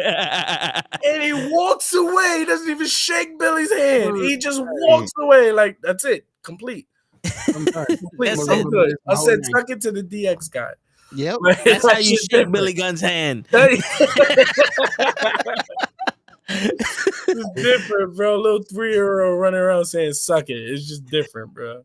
Yeah, that's crazy. I'm pretty sure Billy Gunn was like, who the fuck told this kid to do this? He made that face. He was like, "Did that just happen?" I'm like, "My fault, Billy. He's just crazy." Keep walking. Bad. Yeah. I didn't even know he was gonna do that. Yep. Yo, that's crazy. Talking about music though, like Pro mentioned a little bit of it, but like all those women now, they change their songs so many times during the Rumble. I was like, who the fuck is this? Hey, bro, that's the thing. Like, you just don't know who's coming out. Yeah, and that's bad. Yeah, you just don't know who's coming out. You can't react. Like, you just can't react. Like, there's so many guys out there right now that are on TV that are doing something special. Like half those AEW guys. You hit their music at an indie show, no one knows who's coming out. They just don't. They just don't. Even like with Daniel Bryan's song, like, yeah, it starts with but that's like the only one. That is literally the only one. And it's like, think about it. If you're a casual fan, and I know AEW has a lot of their guys. Hello. Oh, she put the suit jacket on. Yep. She's the general manager of the Knuckleheads right now. GM just came out. I just got nervous. Word. Y'all doing our jobs properly? Fix your collar, show. Look, representative. Oh! What did she just say? Yo, did she just give me the finger? Come back. I think so. I think so. Finger since Darius Carter. Oh, yo, she be beating the shit out of me in these shows, bro. F you, Toe. There you go. Wow. Fuck you, mama. At 10:18 at night, you gonna sit here and say F me? Get your ass to bed. That's right. You should be. It's right. It's a That F better stand for favorite. a wrestling show. She don't forgot her That mama. is a wrestling show. She let you do one thing. Ain't one curse. Fuck you, mama. Huevo, pija, pendejo. You have so fun, y'all. This is a bad influence. Word. I approve. I approve. That was sad. I also approve that I have to be mom at the same time, y'all. Come on. That F better stand for favorite. Word. You know damn well it don't. You know damn well it don't. God damn it. Shit. Shit. We love you, Gigi. Oh, yeah. See what I mean? During the show, I bought her one of Mad Awesome chancletas. After the show, she chased me down the whole goddamn thing, whooping my ass with it. Yep. I'm over here trying to talk to Simon Miller. She whooping my ass. I'm like, yo, I had to hide behind Big Cuz. I'm like, yo, my man, help me out, bro. He's like, nah, you good? You good? I was like, damn. Oh, that's awesome, bro. That's fucking awesome. She would have made it to your show, but it was probably a brewery. I don't know if it was right for the kids. We usually I was gonna take my kids to my show, to that brewery show, but we didn't end up going because it was just like, it's just not the right environment for the kids. Yeah, it was small. It was really small at that too. It was really, and then the promoter told me it's gonna be really cramped. And I was like, nah, I don't want to bring all my kids to that. Like, my kids are going next week to Richfield, and then they're going April 28th to the next Invictus show. So I was like, they got shows lined up. They could go. There's a lot of my shows that are just way too far. Like there's times I wrestled. One time I wrestled Rio Grande, Jersey. Like I didn't even know there was a Rio Grande, Jersey. That was 4 hours away from me, and I'm in Spanish Harlem. Like I was like, man, I didn't even know Jersey was 4 hours away. Like, shit. Like there's parts of Jersey that's that deep. I know if this weekend I'm doing the Chosen and the Titan Championship Wrestling, but that's 3 hours away from me here. That's in Bayville, New Jersey. It's a 2.5 hour drive with no traffic. Like, that's show makes that drive every day. Word, that might be my house. Where? It's in Bayville. You should come out. I gotta look it up. I live in the middle of nowhere, so it's in the middle of everything. 2 hours. Word. He makes that drive every day, going and coming, because he working in the city, but he live out there. God damn, how you doing it, bro? All for a parking spot. 2 hours from fucking. That is true. It takes me 2 hours to look for parking, so I might as well drive it to my own house. The word. I get it. That's comfort. That's comfort. You get to come home to that parking spot. You come outside, they sitting in your car having a fucking drink, chilling. I'm like, get off my car. Like, that just took me 3 hours to find a spot for you to sit on. Damn. Been in any GCW shows? Nah, I haven't, man. I've talked to a couple people over there. I know I'm on their radar. I think it's just a matter of time right now. I really can't wait to there's a couple guys over there I really want to work. AJ Gray being one of them. He's probably like the guy I really want to work at GCW. Yeah. He's somebody that like I vibed with, hung out with him a couple times, and he's just a dude that just want to fight. He's one of those guys. GCW, that's a niche audience, man. I know Masha's over there killing it right now. So GCW would definitely be on the list, man. I can't wait to just work everywhere. I want to work everywhere and just become the guy everywhere I go. Have you worked outside of the States yet?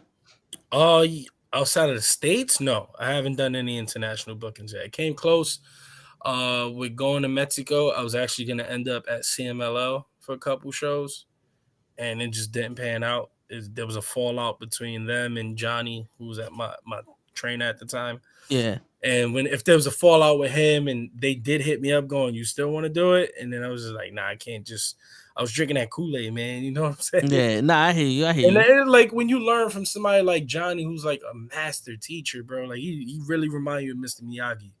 Like, you sit down with him, he could talk your ear off for 3 hours, but, like, that's the shit I love, like, hearing about the wrestling business, learning, sitting at that table and being welcomed. So, like, listening to him was just, I was drinking the Kool-Aid. I wasn't going anywhere, but Mexico was definitely really, really close at one point. And this is, oh man, I guess I could say here, man, Japan's almost done. So nice. It's almost done. It's almost we couple months away, and a couple things that need to fall into the right place. So if that all goes through, Japan will get some Savage this year. You know any Japanese? Hell no. I'm coming out there with straight New York accent. I don't give a fuck if I don't know the language. You just gonna mumble some shit. Sound mad. Hell yeah. Samurai. Whoever I'm working, punch. Word. Punch. You ever heard of hands? Punch, kick. My moves, I just hit you, bro. Like, I don't even need the language. Word. Now you know I'm upset. I ain't no technical Zack Sabre. I'm just gonna fuck you up. Like that's me. They just need to understand. Get over here. That's why I'll fit so well over there. That fighting spirit. Like we just gonna stand in the middle, and punch the shit out of each other, knock each other's head off. Like that's just my fighting style. I'm made for Japan, bro. That's it. Shit. Oh, coming back, learning Japanese. You're on another level if you go to Japan. You're on another level. Like even with Masha, I know we're talking a lot about her, but she's one of those. She kind of showed people the way. She went to Japan. Like even before she went to Japan, she was making some noise. But when she went to Japan, they got stuck over there for the pandemic. She got stuck over there and was wrestling. Like how fucking lucky can you be? You're stuck in a Japan dojo just training and wrestling. Like shit, your stay was probably a month to 2 months. You've been there for a year.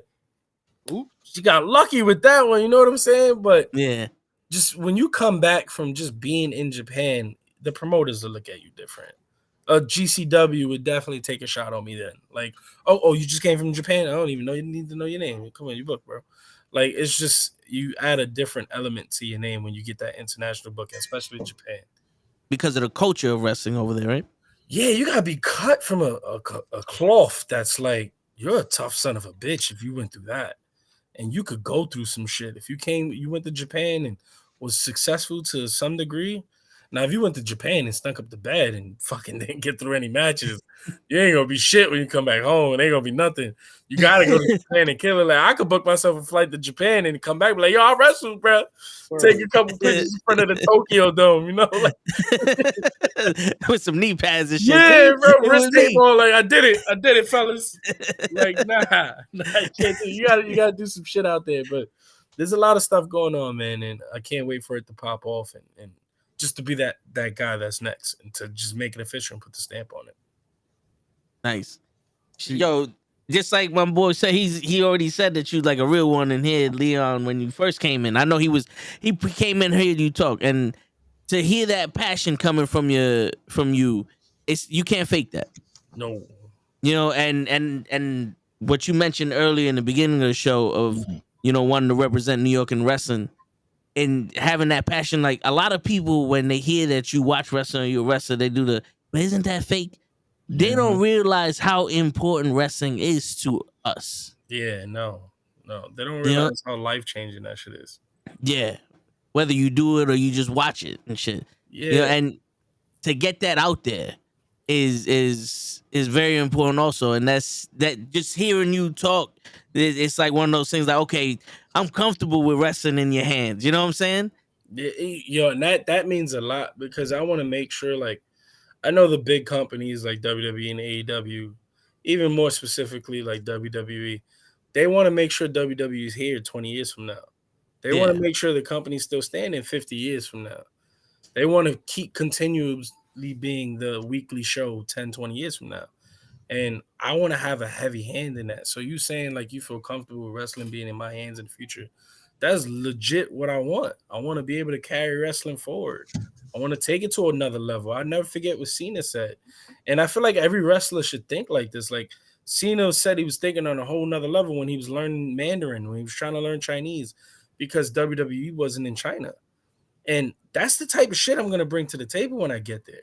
When my feet are wet and I'm good and I'm starting my little, I can flow and bring ideas to the table. I'm going to bring crazy fucking ideas to the table just to broaden the WWE spectrum, to get it in front of people. Where is WWE not airing at? Okay, how do we do that? Look at UFC right now. UFC is very amazing with their branding. Like they're going into London, but they're taking the London Star. They're going into Mexico and they're taking all the champions they got. They're trying to do UFC Africa, and they want to take Usman and all these guys that they have, the African Kings, over to Africa and do a show out there. That's branding on a whole nother level. Why not like do something like that with the WWE, I mean, there was at one point where Triple H was doing like the Performance Center. He was going to do NXT Japan, the NXT UK. Like there was a lot of times where that was going to happen. So he could get the future from those countries to protect the future of WWE. But I want to do it more on having a main event in South Africa in the biggest Rumble in the Jungle, Ali Foreman. You get to talk about Ali Foreman, and then you get to put PJ Savage versus whoever he's facing next to that, creating history, broadening the horizons. I know WWE's huge in India, but they, like, why not run something out there that's big for them? Why not run a SummerSlam out there? I know it'd be tough taking SummerSlam away from the States, but why not take a SummerSlam to India? You know how crazy it'd be? It'd be insane. It'd be insane. And then it's almost like the Kobe effect. Like, look how big Kobe was in Japan and in China. Kobe was fucking huge in China. Like, Kobe was the guy. I want to do that. That's what I want to do. I want to be the guy when I get off the plane in China. Everybody's going fucking crazy. That's the WWE guy. That's the WWE guy. That's PJ Savage or AEW, whatever fucking company I'm representing. I want to put it on my back and take it to new heights. Like, that's the shit I want to bring to the table. So, like, Yeah, man. Like you saying, like me representing the future of it, that means a lot to me, bro. And I'm just real, bro. Like I'm not. I never forget what Stone Cold said. The whole shit where he was like, Stone Cold when he became successful was just me with the volume turned up, and I took that in right from the beginning, and it was like, okay, how can I just be me? How can I just be me? Yeah, of course, me with the volume turned up, but how can I just be me? And should I have talked to my wife where she's like, you need to calm down because you're the same person. And it's like, I don't want you to get too crazy or too get sick because you're always on. And I'm just like, it's just me. It's just me. Like, don't worry about it. I'm good. I'm good. PJ Savage is going to be PJ Savage. The father, the man, the wrestler is all the same person. I bleed real. And that's the only way you're going to connect with a New York crowd. Yeah. It's the only way. The only way you're going to connect with a New York crowd. You can't fucking come in and be in a gimmick. New York don't fuck with the gimmick. If we see right through it. If you know I'm PJ Savage in the streets and then I'm PJ Suave in WWE main event, there's no way I'm getting over. I'll fucking try though. But like, there's no way. You know what I'm saying? Because you know who I am. You know I ain't no Suave dude. You know I ain't walking around with a rose in my mouth. But I guarantee you I'll Hunter Hearst Hemsley that shit. I'll turn that into me somehow. Like, make her walk around with a Jerry curl and shit. Like, what man. Yeah, me fucked up. Yo, bro, if I could grow one, I would. I ain't even gonna lie. Somebody got photoshopping with one Jerry curl. The bowl head and the Razor Ramon. Yo, I ain't too far back. My shit type that look like Zangief right now. If it wasn't for this, bro, I don't know. It probably wouldn't be there right now. I'll probably be cutting this shit go to the barber. Only I can get the Zangief. I've been dying for word. That's what I'm missing. I got the Paul Heyman. Yeah, that shit way back now. You see that shit? Word. Yeah. That shit way back. That shit is non-existent. Now you want to come out. Word. See now this comment right here from Pro. I don't know why it's not popping up. Because we all know it's bullshit. This is how you get banned. Can someone ban Pro for like at least 20 minutes? You know what I'm saying? Yeah, I heard that long ass intro. I heard you hit Johnson. Yeah, it's like shit, man. You're gonna come over here with this bullshit. Or how dare you? Shut your damn mouth. All right, Kenny, that's your signal that you gotta go. All right, peace. Kenny, so, good night. I kicked you off my fucking show too. Wow. Shit. Got in front of PJ Savage. You think we give a right. fuck? I'm real too, Kenny. I don't gotta take this shit. You know, I could just dip off. You know something? Listen, You don't have to we'll take get this Riley shit. on him. Don't worry about it. I'm getting her daughter fucking cursing me out. I got people in the comments bullshitting. Now you show me blasphemy. Blasphemy, you stupid idiot. You deserve it. In front of our guests. In front of our guests, you do this to me. You do it to yourself. Shit, you know what it is? I don't do it to myself. You know, his Pro's just mad that Goldberg's a better wrestler than Cena. That's what it is. Oh, shit. He comes in here and he knows that. You want to talk about music? That's crazy. You want to talk about music? Shit. Fuck around. Fuck around, Kenny. Fuck around. Fuck around. Don't leave me. Man, it took him months to do what Cena did in years. And he didn't even like wrestling back then.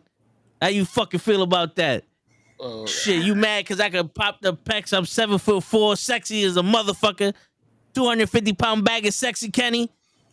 You know, bullshit in front of the guests. Hit him with the rock pecs. I would, but I got a black shirt and it's hard to see this shit. Hot dog sideways. I gotta put tape over my nipples to take my shirt off. What's up, little show? Not for nothing. Oh, my man came out of nowhere again. So you might appreciate this. Cena's the reason I stopped watching wrestling. Thank you. Cena was the reason I stopped watching. You know what? I'm done. It was all my favorites left, man. Rock left, Austin left, Triple H was just Triple H cut the beard off. I was done. I was like, nah. We all hated Cena at one point. We all hated Cena. Okay. CM Punk got me back into it though. When he came out, We were and cool raised the until you belt a said little that. bit higher than Cena. I was like, oh shit, yeah, fuck Cena, bro. Like, Word. There was a Word. moment where everybody was like, man, fuck Cena. Cena felt like he was like they were jabbing him down our throats, you know, not some No, foul he shit and turned his whatever, but you back know, on us but first they chance tried he to do got the it. same thing with Roman. For No, like no. before Roman decided to become the tribal chief, they tried to shove Roman down our throats, and we were like, nah, we don't like this Roman. We like Shield Roman. Roman with blue eyes out of nowhere, like he just came out of a fucking episode of Game of Thrones. That's not the Roman we want. The fact that he was able to find himself as the tribal chief, he you know, in his what was it? What the fuck did he say?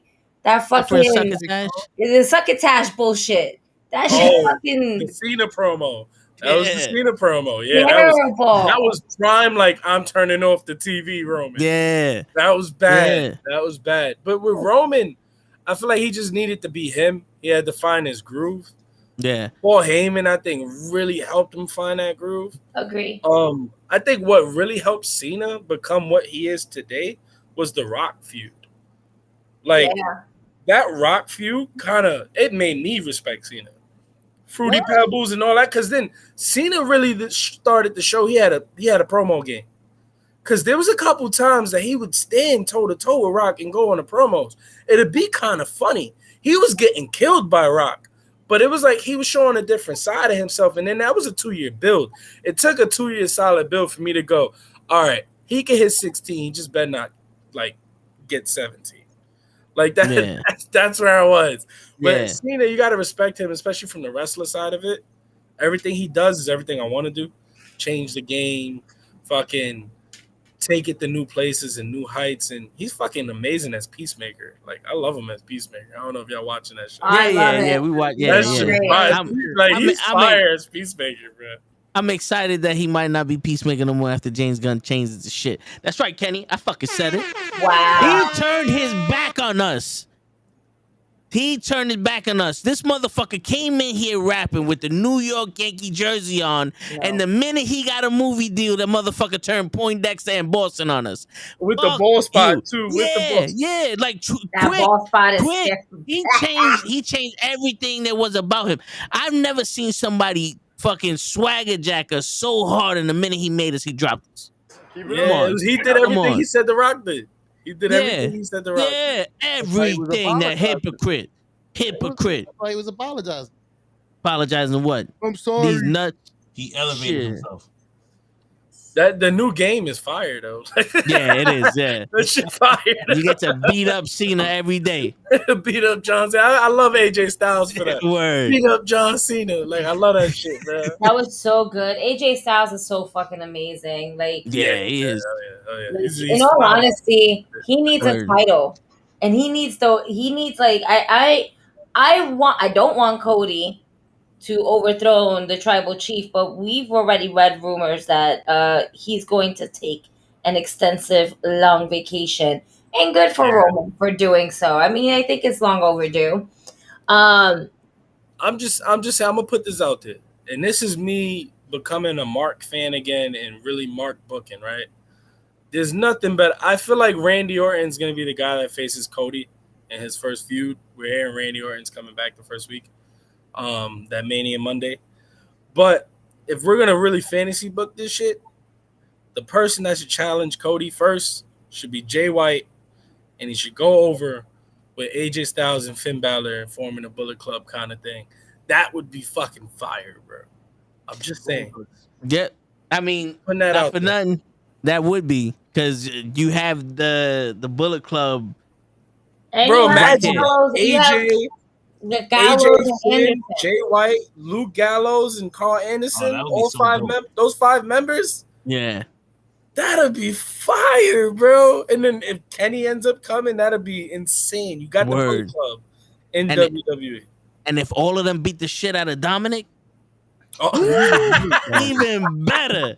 Even better. You and Dominic, man. The teardrop on Monday, bro. That shit was funny as hell. That shit was like all smeared after a while. Like, my man, don't do it. What are you doing? Get My the man fuck spent out of 5 here. minutes in the cop bro. car. I fuck with Prison Dom, man. He spent 5 minutes in the cop car. Now this motherfucker hood. My son, my 3-year-old son runs around the house going, mommy, I don't want to go to jail, mommy. See, Dom Dom's teaching the kids some good valued lessons. Don't go to jail because you get a tear drop and you learn about shit. Your snitches get stitches. I had to jump for that again. I would like to see him embody more Conan because I feel like he was doing it, but I feel like he stepped back from it. Maybe Conan hit him up like, yo, nephew, you can't be doing all my shit. But I liked him going that Conan route. That one vignette where he had all the white behind him. He had the Conan get up on. Yeah. Bro, that shit was funny, bro. My guy turned from Dominic De Niro to straight Cholo De Niro. That's what he came out as. I said he's Cholo. He was never Cholo before. But he came out after coming out of jail, a fucking Cholo. Like, yo, I got this with the whole everything. He his first white girl, my man turned straight Mexican. That's crazy. Rhea do that to you, bro. Yo, I mean, shit. Let Rhea come over to me. You get a couple of orale vato. Nah, and they calling her mommy was fire. Like that was dope. That was good. That was a really good move by them. He gotta learn a little bit how to say it though, because my man, mommy. It's like, you gotta admit though, like Dom took Rhea to another level. They would never admit. No. Because you know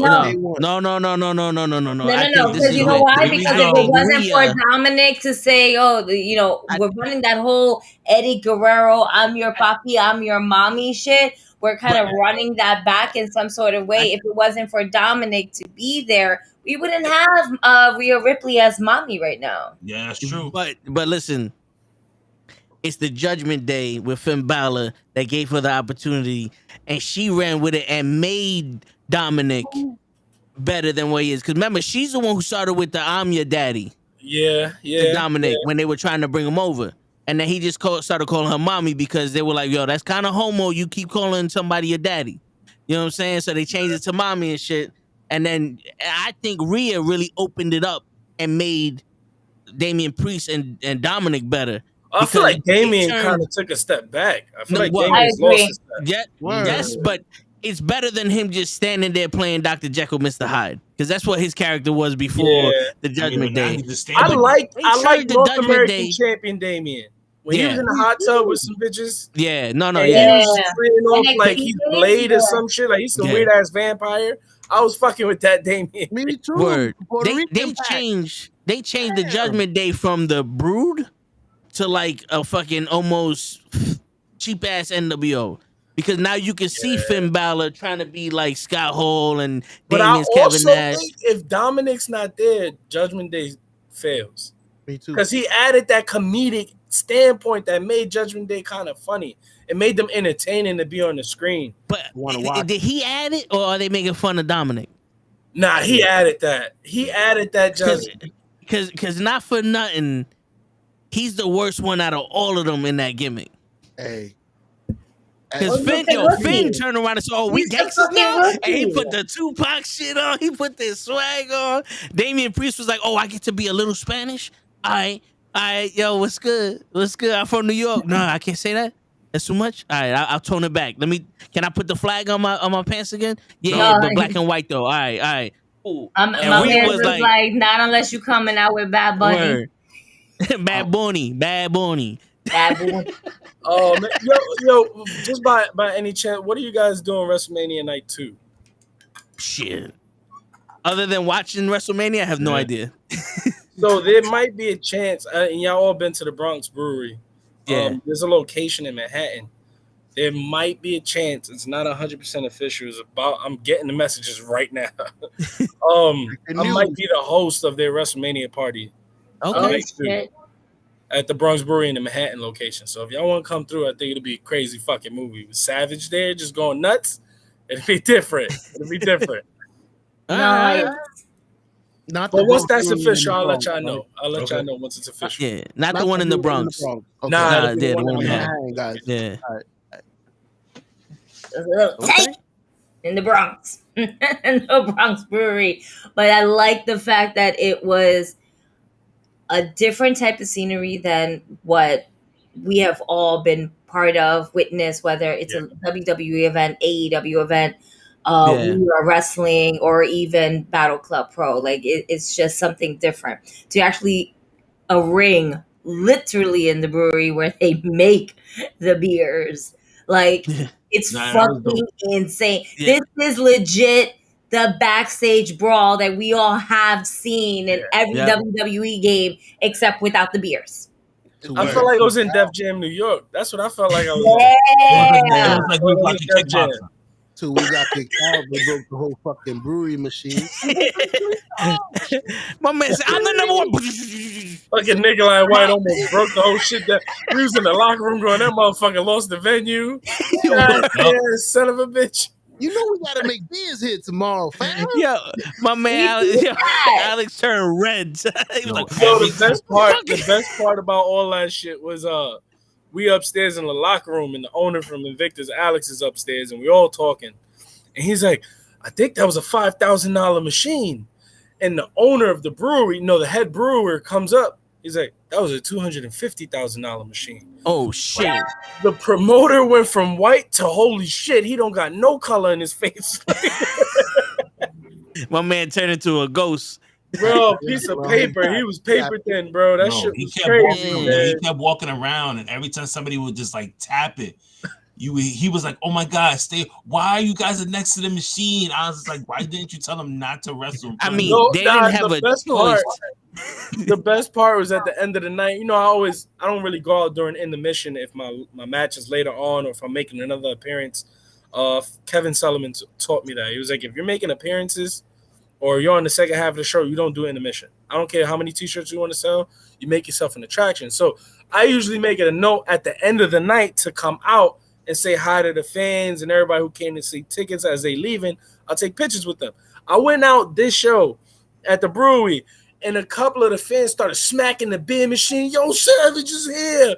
And the promoters was looking at me like, what the fuck? I was like, damn, bro, you see you done fucked everything up. I gotta go back upstairs. You got me in trouble now. I just tried to come out and be nice to motherfuckers. The shit I gotta do with, bro. But it was crazy. It was a movie that night. It was a movie. It was Yo, word. And, now. Sorry to interrupt, though. No, go ahead. Did they break the machine? The machine broken? No. It was fixable. It was fixable. All right, because I'd have been on something. It's a $250,000 machine. I'll give you $250. Now we coming back. With you it. would not be hearing me hosting any of their WrestleMania parties if we broke that machine. No, that would have been it. Yeah, that definitely would have been it. That would have been over. You would have got a nice note saying, "Don't ever come fucking back here." I don't give a shit how much you like the empanadas. Don't come back here. Yep. Don't cross the street when you pass. don't collect look us up $200. Don't post no pictures in this motherfucker. We no longer care. We don't even sell beer no more. I think we're going back to the brewery in the summer. The same location in the Bronx where it's going to be outside. Yeah, you guys get the yard this time. Yeah, in the yard. If you go back and look at the first show, we did. There was a no ring show, and we did it in the yard. I threw somebody in a porta potty. It was crazy. It was crazy. That's why we did the second event, because it was like, yo, we had such a great time, but let's fucking bring a ring this time. Yeah. But then we brought the ring, and then the commission was there. So originally, I was supposed to jump off the stairs. Ooh. That's my shit. I jump off of things. If you ever go to my shows, I'm always finding something to jump off of. I'll jump off the porta potty, the stage, something. So everybody knew I was eyeing the stairs. And then the owner from the brewery was like, the commission's here. I don't know if you can do it. And then the promoter was like, can't jump off the stage, the stairs. I was like, God damn, bro. So they were super strict with everything. And then I couldn't do no dives. I couldn't do shit, bro. I was like, fuck it, bro. I just got to at least pull out some duct tape, rip off this dude's hair. That's all. Word. You should have told us. We'd have let you show. You could have jumped off a show. Word. Stand on my shoulders. I got you. No, man, listen. I got this from Jay Bougie's match. I would have lent this to you, crazy. bro. Like, Yo, word. Gigi, you want to hear something? You know what's crazy? We have your tape. No, you got the duct tape? Krill took the tape. That's Yeah, fine. He was like, oh, I need this. So we from the Bronx. I just remember that right now when he said, "Yo, I came out with the duct tape." I was like, "Oh shit, we have that duct tape." Krill took it. We took that. Krill was like, "Yo, this is brand new fucking duct tape. Man, I'm taking this shit." Yeah, he's like, I need this. And those Legos. Yeah, we got the Legos too. You know what? They would have fucked around and left that Xbox somewhere. I'd have been playing Xbox 360. Yeah, I'm just saying. We would have fixed it. It would have been all right. Yeah, hell yeah. We took beer caps. We quick side note, shout out to Big Game Leroy. We heard that you tore your ACL. We hope that you get better soon. We want to see you back in the ring, friend. Here's to you. Word. Big shout out to Big Game, man. Hope you recover quick, man. Word. Next up to beat your ass, Big Game. Yeah. You tore it in that match? Yeah, against Big Mom. Yeah, against Big Mom. And we are wrestling.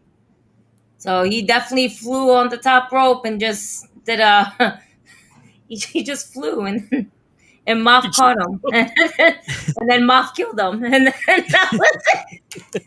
I was like, damn. We had it. We were holding his Nintendo Switch for him too. The kid was. She was like, I'm playing a video game. I was like, it's all right. Just go for it. You know, not for nothing. I grew up loving wrestling. All these kids are getting everything, bro. We in that Invictus show, me and Kenny went and we did trivia with the little kid, and he won a Ultimate Elite Edition Undertaker from us. And then he's getting, autographs. The girls are kissing him and all this other stuff. I'm sitting there like, hold on, wait a minute. I've been a lifelong wrestling fan. How come none of these girls are jumping on me? You know what I'm saying? Like, dive on me. I get to take you home. Dollar menu all day.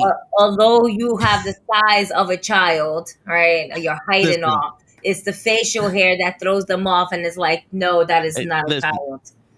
That is a full-grown midget. And then, facial hair lets me know I'm cute. You are a full-grown midget. It's okay. We are here for you. They are called little people, all right? And I'm 7'3". Stop. 250-pound bag. Stop the lies. Right? You know you were one of the original lollipop kids from the Wizard of Oz. Stop your shit. Yo, first off, they use real people and they shrunk us down with CGI. All right. Get here. My man's opponent in Bloom stood next to me when he left, and he's like, "Yo, I feel like a normal human being next to you." I said, "You know what? You should. You should." Big Ben walk around like Big Khali, bro. Ain't no way. Me and him looked each other eye to eye, and I said, "I feel you, bro. I feel you." Oh man, this is fucking awesome, man. Shit. And this is why we do this every single week, whether we're dying, whether we're not dying, where we're sleep deprived, where we're consistently on parent duty. She shows up every week anyway. Word. Because the same way you want to change the wrestling industry and keep it real noise, that's how we do it here. Our motto is we're always gonna keep it real. We always shoot the shit. You know what I'm saying? We don't come here with a plan. All we do is come in saying, "Yo, we got PJ Savage coming on the show." Yep. All right. That's it. That's all we need. You ready? Let's do this. That's it, bro. And then we need to do homework. Start doing the homework. Word. Oh man, I love to hook y'all with with the SAT dudes. Okay, yeah. They're trying to promote that. Yeah, they're trying to promote win, so maybe they could come on also. Word. I'll hook you up with them. No worry. All right, cool. You think they could give us some of the answers to the SATs? Word. What? What? You didn't get the joke? What? I mean, we kids want to go to college, right? Shit. We still got time. Yeah, like I'm thinking about future. That's that short motherfucking shit. That's how you know. That's how you know he 4'3". Like that's how you know. Yo, listen, man, y'all just looking at me wrong. That's all it is. You even short in the camera. Like no, I have a 43-inch TV above me, and the camera's all the way up here, and I got to get up. Right? So the rest of them can man. Yo, he stood up and was still on screen. That's how you know he's short. First off, I was slouching. I do this shit for y'all so y'all don't get intimidated by me. That's what it is.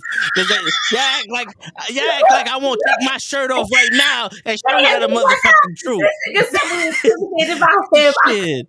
Oh, I'm fucking dead. Keep it funky in this motherfucker. You feel me? This is a 6-foot fucking lamp. Like shit, I got raised ceilings and shit. No, this nigga. is a fucking throne. I'm not sitting in a chair. It's a throne. Yo, I gotta cut a promo with you, bro. I gotta get you on one of these promos, bro. We gotta make it happen. Word. I gotta BS and BS, bro. Yo, Wait, what's your name with Colossal Mike? What? What's your name with Colossal Mike Law? Oh, we are the skyscrapers. Colossal Mike Law, me and him are the skyscrapers. You know what? I'm done. Don't hate.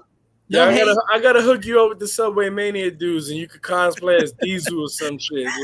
Nah, they already have a Diesel. We spoke to Tim already. All right, they got a Diesel. They got a Macho Man. All right, Tim is either Hogan or Sting. It doesn't matter what he's gonna do. They got a Kane. I mean, they have a Paul Bear as well. We all know who Paul Bear is. Nah, they gotta have Toe as Khali. Then they got this something. They gotta put him in something.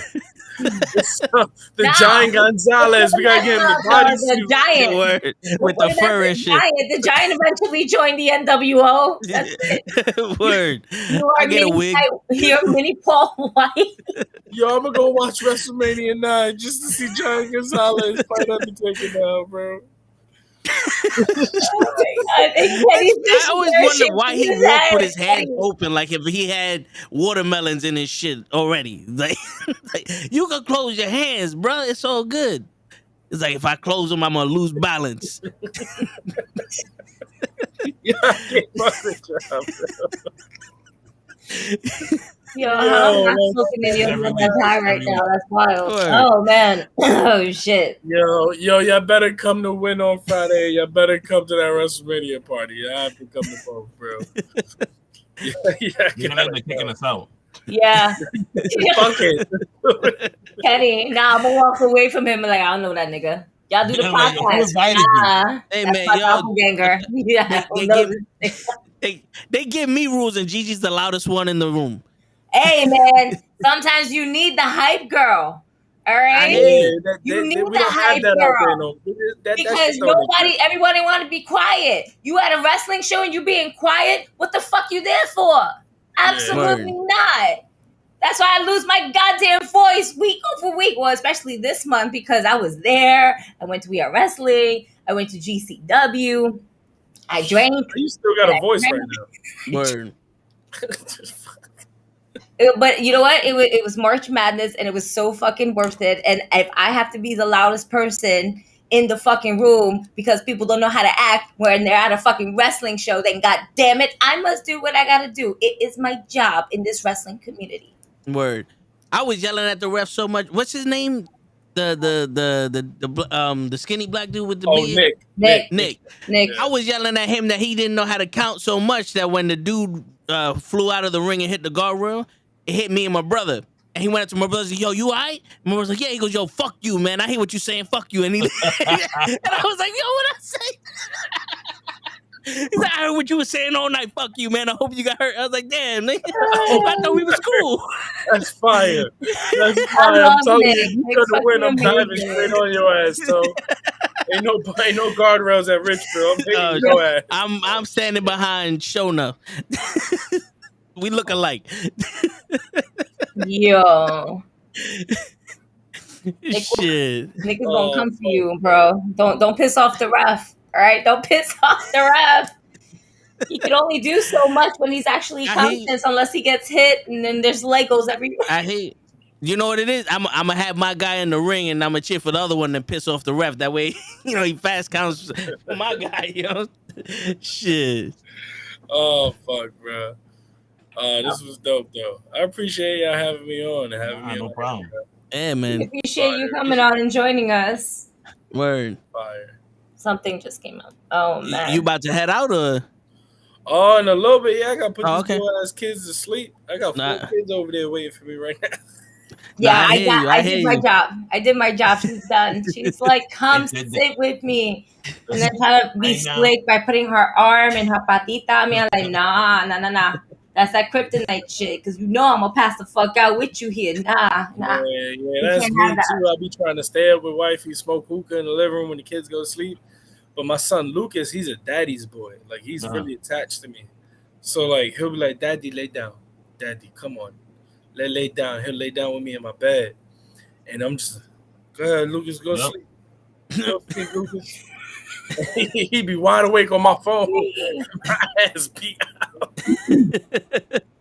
That's me and her. She's like, put the Word, TV on. I need to hear noise in the background. I was like, I'm gonna put on wrestling. You gonna go to sleep tonight. What you gonna put up? Okay, but what? WCW Nitro. That's what we're gonna look. And then I get stuck and I'm like, and then she got questions. Who's that? Who's that? What happened? Why are the girls dancing? Because she's watching the Nitro. The Nitro girls. That's it. Why are they dancing? They're not Best part for me, I just tell them I'm studying. If Daddy's studying, don't shut up. Leave me alone. Daddy's studying. So my kids, so Lucas be one of those. He be like, who that daddy? Daddy's studying. I don't be studying. I just don't want to talk to his Just leave me alone. I won't watch this shit too, bro. Like, I didn't study for this pop quiz. So let me ask you real quick: who are your picks for like WrestleMania? Well, Cody's my obvious pick. Okay. Rhea, I feel like Rhea is a lock. Who's Bianca facing? Asuka. Asuka, it's probably a retaining for Bianca. I don't really see a title switch there. There was no build for Asuka. I feel like the Street Profits might get a win, or they might break up. In that fatal 4-way tag, it's either a win or a breakup.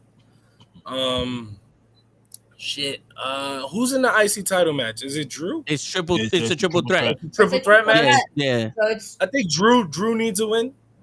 Drew's like due to win right now. Him with the IC title would be great because Gunther's got a challenge for the heavyweight title at some point. Yeah. Gunther's a big star. They gave him a big push at the Royal Rumble. If they just dropped the ball on that push, then. And my big bold prediction is Cena winning the U.S. title. Damn. And Monday night, him doing the whole U.S. Open challenge, and in walks Jay White, new champion. Okay. Oh, like I'll that's my accept big that. like. Okay. I'll take that. That's just a Cena thing to do. You know what I'm saying? That's a Cena thing to do. And I think Jay White's a lock to WWE. I feel like Jay White and FTR is going to show up Monday night. All right. But yeah, so you're saying that John Cena's going to try to soak up all that heat that Jay White's going to have. That's what you're saying? Yeah, he ain't got it no more. So, yeah, he's going to that motherfucker. Oh man, I don't even know what other matches is on Mania. I had to look at the card to be honest with you. Brock Lesnar. You got the Usos versus Sami Zayn and Kevin Owens. Yeah, Sami Zayn and Kevin Owens. Yeah, I think KO and Sammy definitely got to get the win. That's the shitty part about doing stories. You kind of need to pay them off unless they go into the next pay-per-view like they did it with Charlotte and Ronda. They pushed it, and then Ronda won the belt at Backlash, but it just didn't mean anything anymore. It's tough. So I think Sammy and KO win. What was the other match you guys just named? No, Seth and Logan Paul. That was the other one. I think Seth. I wouldn't be surprised if they gave it to Logan Paul. I wouldn't be surprised. You think Brock not giving that he's not passing that on? Oh hell no! I think Brock is not gonna give up that W. I think Brock squashes Omos. Yeah, Omos has enough time putting that hand tape on. Yeah, but when is he gonna pass it down? Like it's time. Omos ain't the guy, bro. Shit, I'm gonna get heat when I get up there. But Omos ain't the guy you pass it to. Nah. No, I agree. Nah, he's like another Giant Gonzalez. It's just there's nothing there, bro. Unless the Hurt Business gets back together. Like that's a good way to book that. Yeah. Fucking Brock is beating the shit out of Omos. Down comes Bobby Lashley. Down comes Cedric and Shelton, and they form the Hurt Business and beat the shit out of Brock. So like that's a good way to book it. But I don't see Omos beating Brock. What I heard was the original story, and the reason why they put Brock versus Bobby Lashley at the Chamber was they were gonna have Austin versus Brock at WrestleMania. That fell through, and then they were gonna have Brock versus Gunther.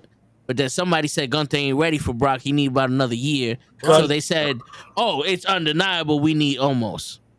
I don't think. I think Gunther versus Brock was a smart play until Gunther had that match with Sheamus. Yeah, because then it was like, oh, okay, Gunther can go. He could be that next Sheamus or next Drew McIntyre. So you need to put him with those guys. So I think that kind of changed plans. I did like Gunther versus Brock, but who wins that match? Like, I don't know. I don't know who wins that match. That's the guy to pass it to right there. Gunther's probably the guy. Absolutely. Gunther's probably the guy. I mean, his name should be Walter again, but he's yeah. I agree. Brock disagreed though. He said he didn't want to fight him. They should have just had Bobby versus Brock for real at WrestleMania. That's the match. But then with Bray getting hurt, I think that threw the monkey wrench. Yeah. And then Gunther and the whole Sheamus storyline, that it kind of fucked everything up. I think Brock versus Gunther was the match. But Brock didn't even want to, from what I was reading, Brock didn't even want to face Bray Wyatt because he didn't want to go into the whole spooky theme Uncle Howdy shit. Brock shows a lot of respect to Taker. That's that part right there where it's like the Supernatural already did it. And it's tough. Brock is not a gimmick. You can't gimmick Brock. No. And anything Bray does right now is going to be somewhat gimmicky. That's why they probably wanted to put him with Bobby to show Brock, like, look, we could do this in a respectable way. And shit just fell out the water. I'm a little concerned with Bray getting hurt again. Like, it kind of sucks. It's like every time Bray's picking up speed, it's done. Like, is he really injured or are they pulling his shit again? I don't know, because I heard that there was problems and he didn't want to do shit or something like that.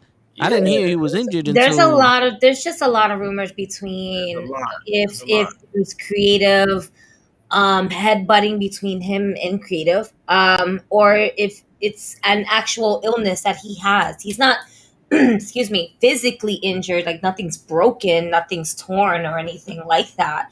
But it could be something also just like internal. The only thing that makes me second guess that is everybody knows, especially from the wrestler standpoint, I'm not there yet. I don't know what's going on backstage. But from the wrestler standpoint, even when you're hurt, you want to keep going, right? So, like, let's say if I'm Bray Wyatt and I'm in his shoes and I'm ill, I can't make it. Why not put Uncle Howdy on the screen? Why not continue the Alexa Bliss storyline? Yeah, they almost ended everything. Yeah. Which is really fucking weird out of such a strong showing at the Royal Rumble and not pick it up and then end the Alexa Bliss stuff because she's not even on TV no more and then just not even do anything. No Uncle Howdy because everybody knows Bo Dallas is Uncle Howdy. Not even have Uncle Howdy on the screen. That tells me something's going on creatively. That sounds familiar. Guess who's back? Keep it up. I'm a nigga. Wasn't he the one that fired him? He never left. Yeah. He never left. He the one that fired him. So I came right back to it. I don't like you.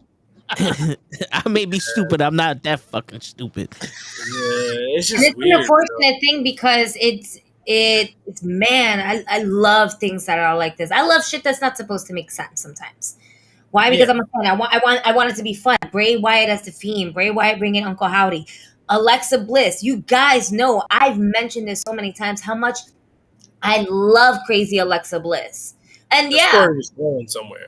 It was going somewhere. And Toe fucking hates the fact that I have to admit it. I have to agree with him that we had a whole therapy session of her not having Lily. And then at the end of the sessions, her and Lily are supposed to be what? We never separated. As long as you're with Lily, you're cured. Bitch, you were supposed to stop her from having Lily. Yeah, that was the cure. But the fact that we were kind of bringing this like spookiness, the things that are not supposed to make sense, right? And kind of back into the fold. We were bringing Alexa Bliss saying, oh shit, there goes Uncle Howdy. No, I don't need you. But it's what we think of, that toxic part of your brain. As you as an individual, your demon is Uncle Howdy. And Uncle Howdy is telling you shit, and you're trying to be like, no, I'm not fucking with you right now. Leave me alone. But then eventually, what happens? She snaps. And she goes and entertains this demon part of her that is Uncle Howdy, that has control of the fiend, that has somewhat of a connection, well, not somewhat, but a big connection with Bray Wyatt and the fiend gimmick and the fiend character. The He's Fiend the should one be that's her supposed to monster. kind of like all tie it in. The Fiend should be her monster. Yeah. We went down the rabbit hole. She should right? be the And monster. we got lost. Yeah. I just feel bad for Bray in all of this, because let's say if he's just ill and they're just keeping his stuff off because he's creatively in control of it. Yeah. But it just sucks because I feel like when he came back after everything he went through, losing all the people that he lost, Luke, his best friend, he lost 2 best friends, and just coming back, that first promo he cut, man, I was so happy for him, because it was like the first time you heard Bray Wyatt speak, like, and he was just a person. He was just thankful to be there, and it was like, now I could just lay my story in front of you. After this promo, let's have fun. And I feel like he still just doesn't get to tell his story. And I don't think he could tell his story in movies. I feel like the only place to tell his story is in wrestling. And I don't want to see it at AEW. I want to see it in WWE. I think the whole thing went by too fast. That type of it. It can't even carry regular storylines. Right? Yeah. The problem with the Bray Wyatt story was he should have came back and let that normalness of Bray Wyatt breathe. You know what I'm saying? Like, let him do that whole look. I got over my demons. I did all that. And then creep in to Uncle Howdy. You instantly brought in Uncle Howdy, and it's like, yo, bro, we didn't even get a chance to like connect with homeboy and see the pain that he has. Now you just want to drag a demon out of him. And that's kind of like the fans rushing the shit, but it's like, yo, bro, you did that so fast. My man did oh shit, I forgot the most important part of the story. Now we going at it. You ever told a story so fast, you're like, wait, in the beginning, this bitch walked in and she had red heels. I forgot to mention that. Now going back, you know what I'm saying? Like, that's how they telling the Uncle Howdy story with him. Yeah. I feel like they could have did it so much better. But I just feel bad for Bray. I just want him on TV.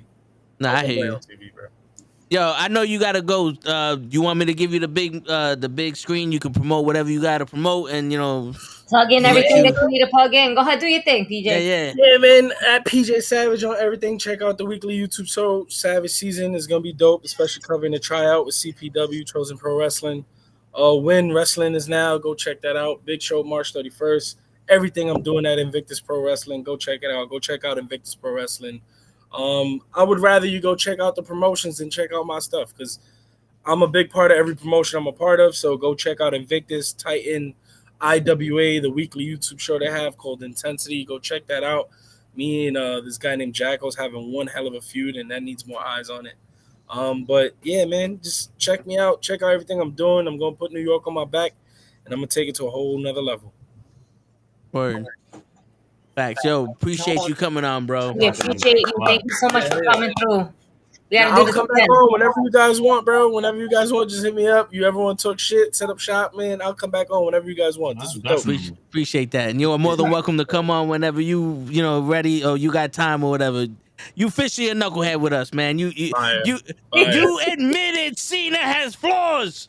Oh yeah, everybody know that. Knucklehead that we have right now, motherfucker. This guy right here, and a bunch of people in the chat want to act like Cena's perfect. Not Kenny Cena. That motherfucker, the Brock Boo. But we'll let you go. Our father is Cena. All right, Kenny. Now I gotta go. Now I'm getting the fuck out of here. Let him get him the fuck out.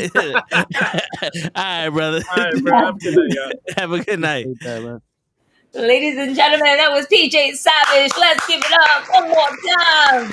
Yes. Word. That was cool. Very fucking cool. Word. Champ, baby. But show when we do these interviews, you're gonna have to let one of us talk, bro. You won't shut the fuck up. Word. I apologize. How many pictures do you have? Yo, he had like a whole thing rolling, but that's I was literally waiting for him to pull out the family picture next. Yeah, you know, like the baby picture. I got him some. Where's that Cody picture? Make the guest feel special. I'm like wheezing and dying over here. My head feels like a fucking balloon. Hey. But I'm here. Yeah. I heard. You took some medicine? Took some Man, by the end of the night, I'm going to be honey ginger tea with extra honey. I'm going to turn into a honey thing. Honey's going to be coming out of my pores. Shots got fired. I don't know what's going on. They shooting outside. Damn it. I don't know. Helicopters. There's too many fires going on. But anyway, how you guys doing? We got the crew here. This is awesome. Word. Showed up. What? I'm here. Kenny's at work. Everybody's here. We here. Oh, not everybody. Oh shit. We still a man down, but you know, yeah. We're gonna get you back in the summertime. Summertime gonna be some lit. That's it. We're gonna get laid back at least one day. How is Lane? I haven't seen him in the chat. Is he doing okay? I gotta hit him up.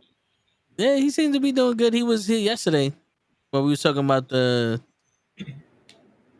Yo, do you think that who do you think that's gonna be coming back at WrestleMania? Do we see anybody making a comeback at WrestleMania? Are we done with WrestleMania surprises? Because they did this shit already. Like, I say AJ. Is he gonna be healed by then? I'm sure he is. Does he show up for Mania? Does he show up for Raw or SmackDown? I think he shows up for Raw. Okay. What? All right, if there's a surprise, it has to be related to Kevin Owens and Sami Zayn.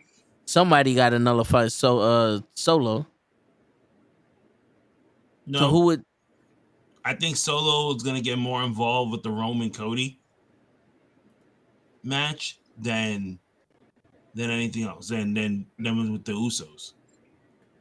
Well, yeah, because the Usos got their own shit. That's why. Yeah. Isn't Randy do back? Yo, what about this fucking this title, this tag team, this what is it? Oh yeah, 6-man tag team between Becky Lynch, Lita, Trish Stratus, and Damage Control. I say I could see Becky and Lita losing. Of course. How long can Lita go for? And you know how it's gonna happen? It's gonna be Trish. Cheating? Yep. Trish is gonna cost him the match. I agree. That's a dope.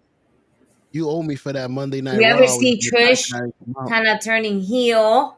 I don't mind Trish or Lita on my screen. I think it's gonna be hard for me to say this, but like watching that women's match, it wasn't one of her greatest. Lita, I want to say. I think Lita needs Trish there. Yeah. You know, because I feel like watching the last match that Lita was in, that women's tag match where they won the titles, I felt like she was like lost. I didn't know who was calling what when she was in the ring. Whether she was in with Dakota Kai or whatever, because there was nothing. It was just a lot of like, confusion. So that left me kind of weary. Are those wrestlers too advanced for her, you think? You're a little older than us. You can't keep up. Maybe. No. I don't think so. I just think that I don't know. No, it's just hard to say. Like, who's calling what? Right. Is it the same calls from back in the days? Well, here's the thing. Here's the thing. So back in the day, you had 6, 7 women that you wrestled constantly, and now these women aren't wrestling each other as often as they did back in the day. And she got hurt. She's coming off of that career-ending injury after how many years? And I'm pretty sure the timing is just still off with the way these girls go. You know what I'm saying? And it's a different style because, back in the day, it was a little slower, but it was a little bit more methodical. You know, they didn't just do things to do things. Now it's like, all right, we're sitting here.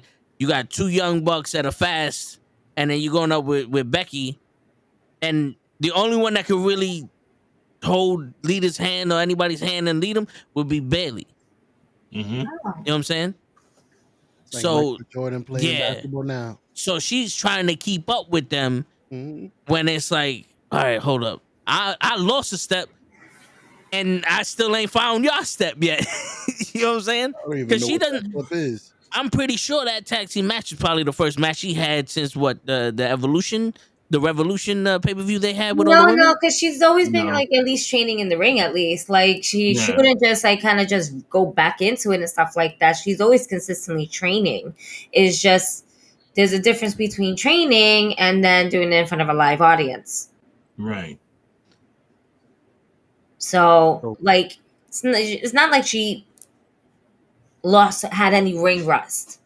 It was just a little bit of confusion of who was calling the match. Whether she was calling the move or was the person that she was with was supposed to call the move. And it just looked like there was a miscommunication. My leading. Come on. Trish could be the one that's going to cost them the match. And maybe Trish versus Becky at SummerSlam. Maybe. I know Kenny. I think SummerSlam. I think SummerSlam is too far. We don't have the schedule for that. Nah. That WrestleMania after bullshit they be having. Yeah. That's what's gonna. It's something's gonna happen on Raw. Backlash. That's what it is. Yeah, I think they stopped doing that. Oh, okay. Like what they call WrestleMania Backlash. I think they stopped. I think, but we don't know. Let's hope. I hope. That shit is stupid. Oh yeah. Oh, AEW last night. Did y'all see it? I showed on the actual question, but I saw it. I got a question before you switch to AEW. Do you give credit to Edge since he was able to do it seamlessly with the same amount of time off? He didn't look lost when he came back. No, he didn't look lost. He picked up, but there was a difference. I mean, he's with Randy Orton. You know, he was wrestling Randy Orton the first 2-3 months when he came back, and like as much as Randy Orton wants to fuck around, he potentially could have been the greatest wrestler we ever seen. He's a linear wrestler from daddy to son. He's good. Yeah. But go ahead, AEW. My bad. That was my question. Yeah, I was going to say the same thing because of Randy Orton. The difference with Edge is that he had somebody who knew him and he knew him. You know, like, they both know each other. Yeah. He probably was like, I would rather face you because I trust you the most. We've danced before. Right. Lita really didn't get that. Lita, I mean, we had the women's Evolution pay-per-view, right? She was part of that. She does her little cameos here and there. Man, I just I always felt it should have been Trish and Lita, not Becky and Lita. Yeah. And I think that's what bothers me the most about them being the tag team champions. And I love me some Becky, but I also love me some Trish Stratus. And me being a lifelong fan of like women's wrestling, and especially having these girls to kind of just put it all out there. Yeah, I think I would have felt right if it would have been Trish and Lita. Yeah. I think it would have been nostalgic. It would have meant more if it was Trish and Lita. Yeah, absolutely. I think in order for them, realistically, you want to build a women's tag team division, build it on them. Word. Let that be that first, like, yeah, guess what? We were rivals back then, but we're even better together. Yeah. Yo. This is what women's wrestling is about. Yeah. Not for nothing, Trish and Lita were the original Bailey and Sasha. No. I don't disagree with what you're saying. I'm disagreeing with the whole situation because I don't know how those two would have kept a match going against two superstars from Japan. Like there's two old ladies to win the title and make it look convincing. Who was gonna do what? What they was gonna do? A double power slam? Like they wasn't. There's nothing that Lita and Trish would have been able to do for me. That would have been like, oh my! Unless they would have wrestled like back in the days. But I've seen them wrestle now. I don't think they still wrestle like Well, before. Trish still had it when she was wrestling Charlotte. Mm-hmm. When she went up against Sasha Banks at the Royal Rumble. How did Lita look? I think with Trish there, Lita would have been more comfortable. More comfortable? Yeah. Okay. Then maybe I'm looking at it wrong. No, I see what you're seeing, but the difference is when, like, let's say, show you're on another person's podcast that you know them, but you don't really know them like that. Mm-hmm. You ain't gonna act the same way when you here. No. You know what I'm saying? It depends on who you with sometimes that you get that comfort. Mm-hmm. You know, so I honestly think that the Lita and Trish would bring the best out of each other. It would have been fun. Because you bring not only comfort but confidence within each other. Yeah. So it's like it's that build. They work well together. Yeah. And like they can bounce off of each other like as one of the best. Like Toe said. They are pretty much the original Bailey and Sasha. Word. And to see let's say a tag team match between Trish and Lita versus Bailey and Sasha, that would be fucking dope. That would be dope, yeah. And then wait, didn't we get that though? I'm pretty sure. Did we not get that? Trish and Lita versus Bailey and Sasha? At one point? I don't think so. Because I think they wanted it to be Sasha and Trish, but it was Charlotte and Trish. I think it was a different tag team versus Bailey and Sasha. I'm looking. Oh no, it was the Iconics versus someone else because I don't think Bailey and Sasha had the titles at that time. Yeah, you're right. I was like, did they ever at one point face each other? I'm looking this shit up. I was looking at the age. They're both the same age, 47. Yeah, that's my favorite number. Yeah, not the 50 yet. They wanted them in like 2020. Bailey confronts Trish Stratus on WWE. And then somebody's WWE 2K game. Word. I'm good, Basket. How you feeling? So they challenged them back in 2020. But yeah, no. Because I know that was one of Sasha's dream matches to fight Trish. Mm-hmm. Shit, I got the dream match wrestling shirt for that. I just thought of what I was trying to say. Like Trish and you're gonna disagree with me. Trish and Lita, to me, would have been like putting Bill Goldberg and Undertaker together and wanting them to win the title. That's why I say you're gonna be mad at me, but I'm just giving you an example of what it felt to me like. Like, yes, you guys are great. I don't know how great you're gonna be now. I don't know if you're title worthy now compared to Bailey, Damage Control, everybody that's young and killing it. These girls are killing it, and for me to be saying that, I don't watch. They killing it compared to other wrestlers back in the days. The girls, it was only Lita Bashant. Was it Lita Bashant? Luna Bashant. Lita Bashant. Bro, we got a new wrestler. Shit. I'm a wrestling. Lita Bashant, new signee of Diamond Wrestling. But yeah. You're missing your cue, though. God damn it. He's in the bathroom right now taking a dump. He took the wrong time. Yep, he sure did. I may be mistaken. Maybe I'm wrong. I I don't know if that would be the best way to say it, friend. They a little But old. I Lita Vachon understand. is the new signing for Diamond Wrestling. You all late. He said he That's ran from the delay. fight. Yo, I had to That's take that piss when PJ Savage was here. I was like, oh shit. That's why I was jumping around just now. Like my brother need to get out the fucking bathroom. Hurry up. Yo, You heard the real Bill moments Goldberg here on and the the fucking podcast, y'all. Real Word, moments. word. Usually was But about I don't think Lita and Trish would be like Undertaker and Bill Goldberg.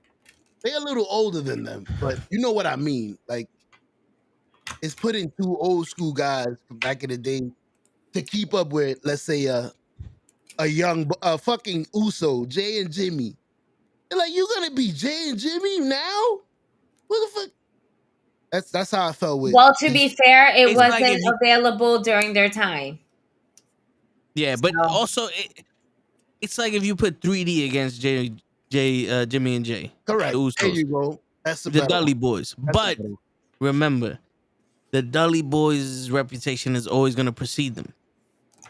No matter the age. Yeah, no matter the age, because it's only going to show how good the women's tag team champions are wrestling in Trish Stratus and Lita.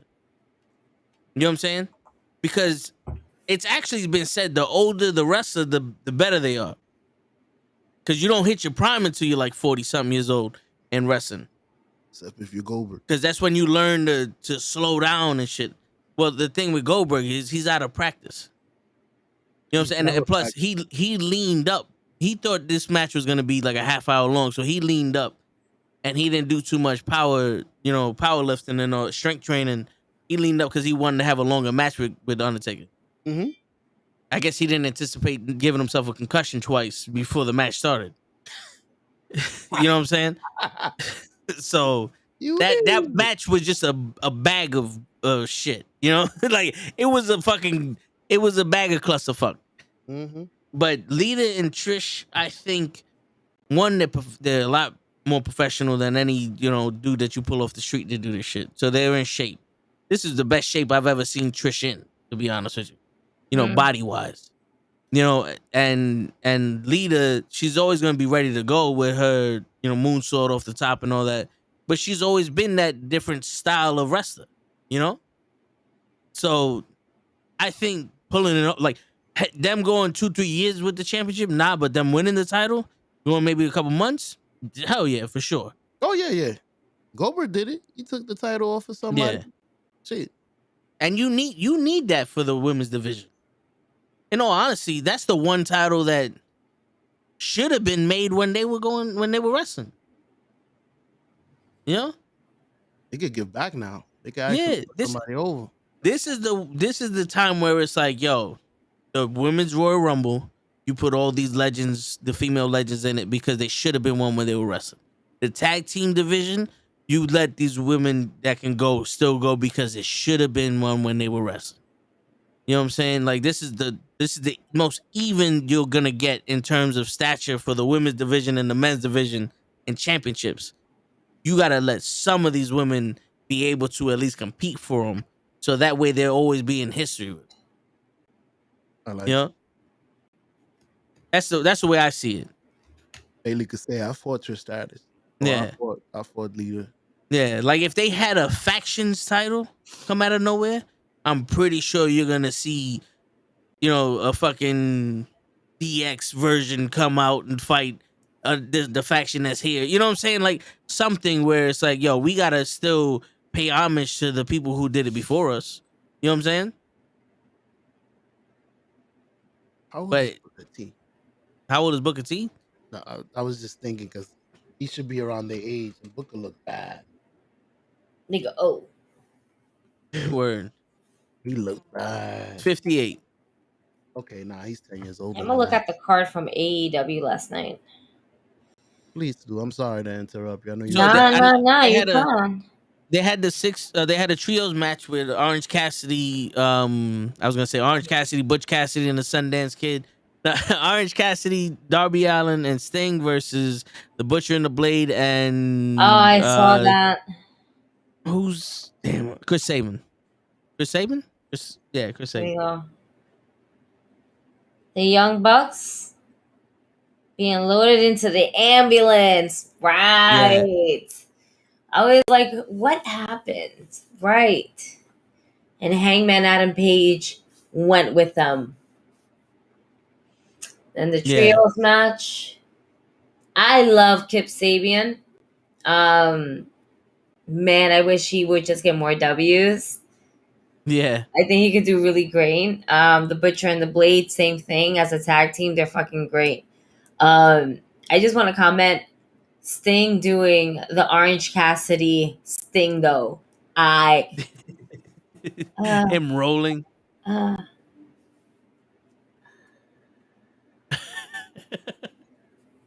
Yeah. That great. That was and then him rolling to the other side of the ring, mad slow, and then rolling again, mad slow. And Tony Schiavone didn't catch it. That was the face paint the Orange Cassidy put on because everyone had face paint, so he put face paint. It was the OC. Oh, I didn't catch that. Because Tony Schiavone was like, "Yo, what is that on his face?" And Taz goes, "It's OC for Orange Cassidy." But he's like, "I get that," but it was almost like, "Why does he have it?" It's like to pay homage to Sting. This is how Orange Cassidy paints his face. Yeah, you know what I'm saying? the lazy way. So, How you gonna paint your face? Orange This Cassidy. That's it. Yeah. It that was dope. It was a fun match. It was a fun match. It was very fast paced, but it was a fun match. Then the Guns versus Top Flight. Which that one, I had it on while I was working, but I didn't really see the whole thing. It was kind of quick, that match. Yeah. Wasn't a really long match, but it was still another fun match because Top Flight is always great when they're doing like over the top rope type shit. It's what they do. They're a great tag team. I would love to see them, get the tag team titles one day and see what they can do with that.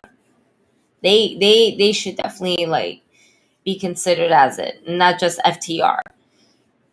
And which kind of brings us, back to that, being that the Guns won, FTR came back and they put their career on the line to see if they're going to continue basically with AEW or this is their goodbye match before they go back to WWE. So is their contract up or is this No, it's I think the contracts are about to be up. FTR contracts because there was, contract status. Bitch. My finger wasn't.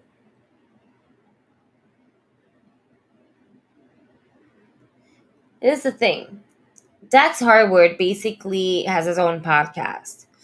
And on his podcast, he has definitely mentioned, some things. Let's see. Return to AEW for the first time since December.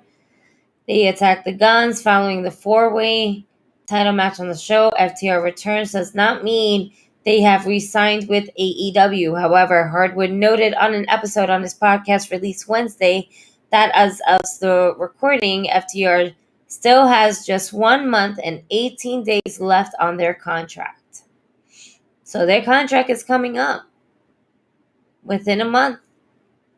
Why are they not making this public? I never knew when Hulk Hogan and Ultimate Warrior and his cousin and all them people contract was up.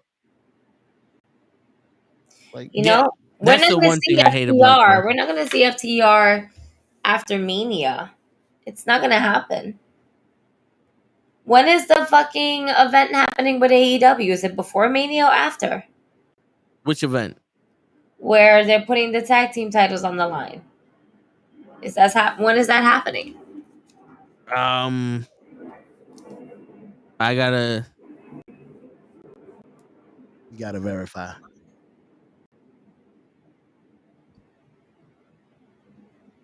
I wonder, if it's the wrestlers themselves we're gonna put out that we done in a month. It's gonna start getting our It's boss. literally saying FTR is reportedly claiming in private that their AEW contracts are up soon. I knew it. See, I knew it has to be the wrestler because it helps your negotiation. Now the other team knows you free. Well, the other team would have known already. Okay. For sure. But now you know that I'm telling the other team.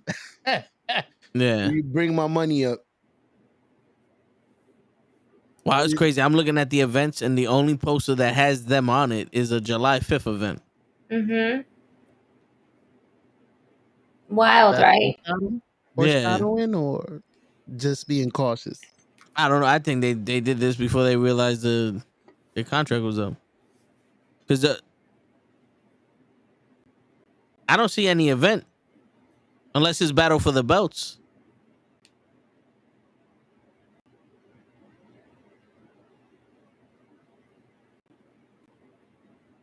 Breaking news: FTR is gone. Don't be rude. We got it here at the Knuckleheads, baby. You done figured it out. Word. But I mean, yeah, that's the one thing that I don't like about wrestling now is where Gigi's like, well, I think Cody's gonna win because Roman Reigns is gonna take a long vacation after WrestleMania. It's like, fuck, we gotta know that Roman Reigns is taking a vacation. Word. That kills the entire, Story. yeah. And it's like that shit shouldn't be reported that he wants to take a vacation. Anyone outside of the business doesn't need to know that he wants to take a vacation, except for the Bahamas or wherever he books the vacation. Other than that, we shouldn't have one. We shouldn't know, and two, we shouldn't give a shit if he wants to take a vacation or not. It depends when he disappears. Word. That's it. Yeah, because that was it back in the day. He would have lost the title, and we wouldn't have seen him for months. And like, yo, what happened to Roman? Yep. Oh, now he's back. Fuck the vacation. Word. He comes back looking bigger, lifts weights. Yeah. Or it was a fake injury for 6 months, and then they used to come back huge. Triple H did that. That wasn't a fake injury though. That quad, but he came back huge. Yeah. Yeah, he did. He did. I think he came back swole. Word. The workout. Ran out. I'm just like reading this. I'm like, okay. Moving forward. TBS champion Jade Cargill was backstage with smart Mark Sterling. Right. They had the little contract that Taya can't use Jade's finisher no more. Which is funny. This is like whatever. Alright, no DQ match. FTW champion Hook versus the firm Stokely Hathaway. Yeah, This I don't know how. Stokely Hathaway. I don't know how that match was no holds barred and no one came down and helped. Oh, because they were like, banned. That was the stipulation that they were banned. I would have had other wrestlers because he says he knows everybody. I would have had other people come out of here and fucked up Hook before. I told my boy who was watching, I said, yo, this is a no disqualification match. I would have never made it to the ring before he got his ass kicked. Hook don't need no disqualification match. It only helps out Stokely. I'd have been like, yo, I'll give y'all money. Go fuck him up. All my people is there. I don't know who these people are, but I'm going to go put my finger on Hook. 1, 2, 3. You just lost to me now. He's supposed to be the manager. You're supposed to be smart. Outsmart Hook. That's the storytelling that they're missing. Those little details. It's a no disqualification match. If it was a regular match. It's the shit that you don't see with a little fine print.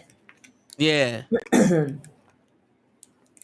But yeah, a dominant victory by Hook. And then we go into story time with Adam Cole, baby. Yeah. That was fun. Yes. Daniel Garcia comes out.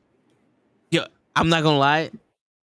A big part of me was like, yo, pick the left side of your jacket up and wear that shit normal. because he walked out with his shoulder showing. And I'm like, yo, bro. He walked out with the Gigi? Yeah, with the Gigi. I was like, yo, bro, just wear the jacket normal. You look cool enough with it. My We guy don't was need to see the my guy shoulder. was feeling oozy. He was feeling very oozy about him. Word. He was feeling his Word. ooziness. He's Word. like, Mad oozy. I mean, I can't do it because I got a T-shirt. But he was definitely like, hey, like he was definitely feeling his ooziness. Word. Mad Daniel oozy in this. Garcia, yeah. All right, who's ready for story time with Daniel Garcia, baby? I'm like, oh, yeah. What are you doing? Oh man, I like it. I'm excited. So next week we will get Adam Cole, baby, versus Daniel Garcia. That's a good fucking Yep. match. That's a good Yep. match. I like that. Let's continue that. And also, because Adam Cole's wrestling after Dynamite, we're gonna get that all access shit. That Which show I after. heard it's more like Total Divas in a way. Yeah. You know, cattiness, a lot of like backstage leaked drama. Yeah. I mean, the roads to glory or the roads to whatever the fuck, the Cody Rhodes show, Yeah. it did good for the company, because they, a lot of people were watching that show and then they were like, oh, these people wrestle. Night basketball. It did good for them. Yeah. Where's his wife? What happened, What? show? I said, where's his wife? Talking about that show. She wants to do something different, from what I understand. Okay. She doesn't want to just go to WWE and be Cody's wife. She wants to go to WWE and have her own thing. They want to do different things. Do your thing. Shit, you better grab it where it's at. You playing games. Yeah. There's money out here to get. You better be Cody's wife. Then you can separate from there. Like, yo, I got my own beef because something happened to Cody, and then I had to fight her. Something like that. And then again, let her do it how she wants. It's a career. Well, you know what I think it is? I think most people get stuck up on the whole, I don't want to be looked at as his wife or his kid or her kid or her family. I want to be my own person. Where it's like, yeah, but the person you are is his wife. So why not be his wife? Why you running away from what you are? You his wife.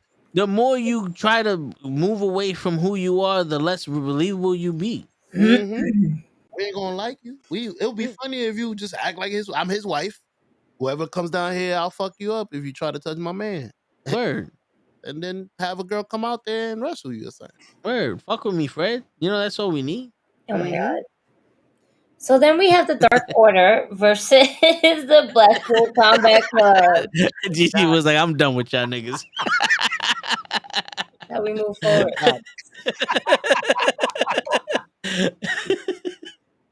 Who won? Oh, right. But the Blackpool Combat Club, right? And that was that. That was that. The match happened. Yep. That was that. Renee was backstage with Ricky Starks.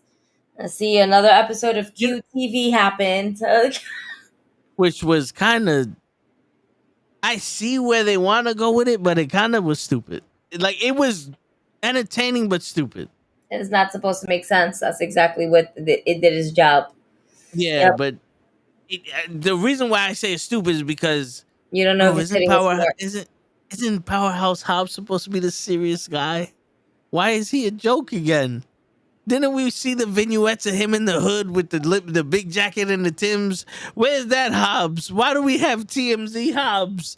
Why is he tabloid Hobbs? No, what happened? Because Tony don't know what to do with him. That's why. He has something good, but he don't feel like it was enough. So he put him up with them. So let's just see how this plays out. Because as long as Hobbs is still my champion and doing his thing in the ring, I'm okay. Let him. If Hobbs is having fun, then let him have fun. Just at the same time, yeah, word, yeah. Who you see Hobbs being like? Big ass Bobby Lashley or what? Nah. Hobbs is his own beast. Booker Yeah. T? Like, I'm is there trying to. anybody it compares to?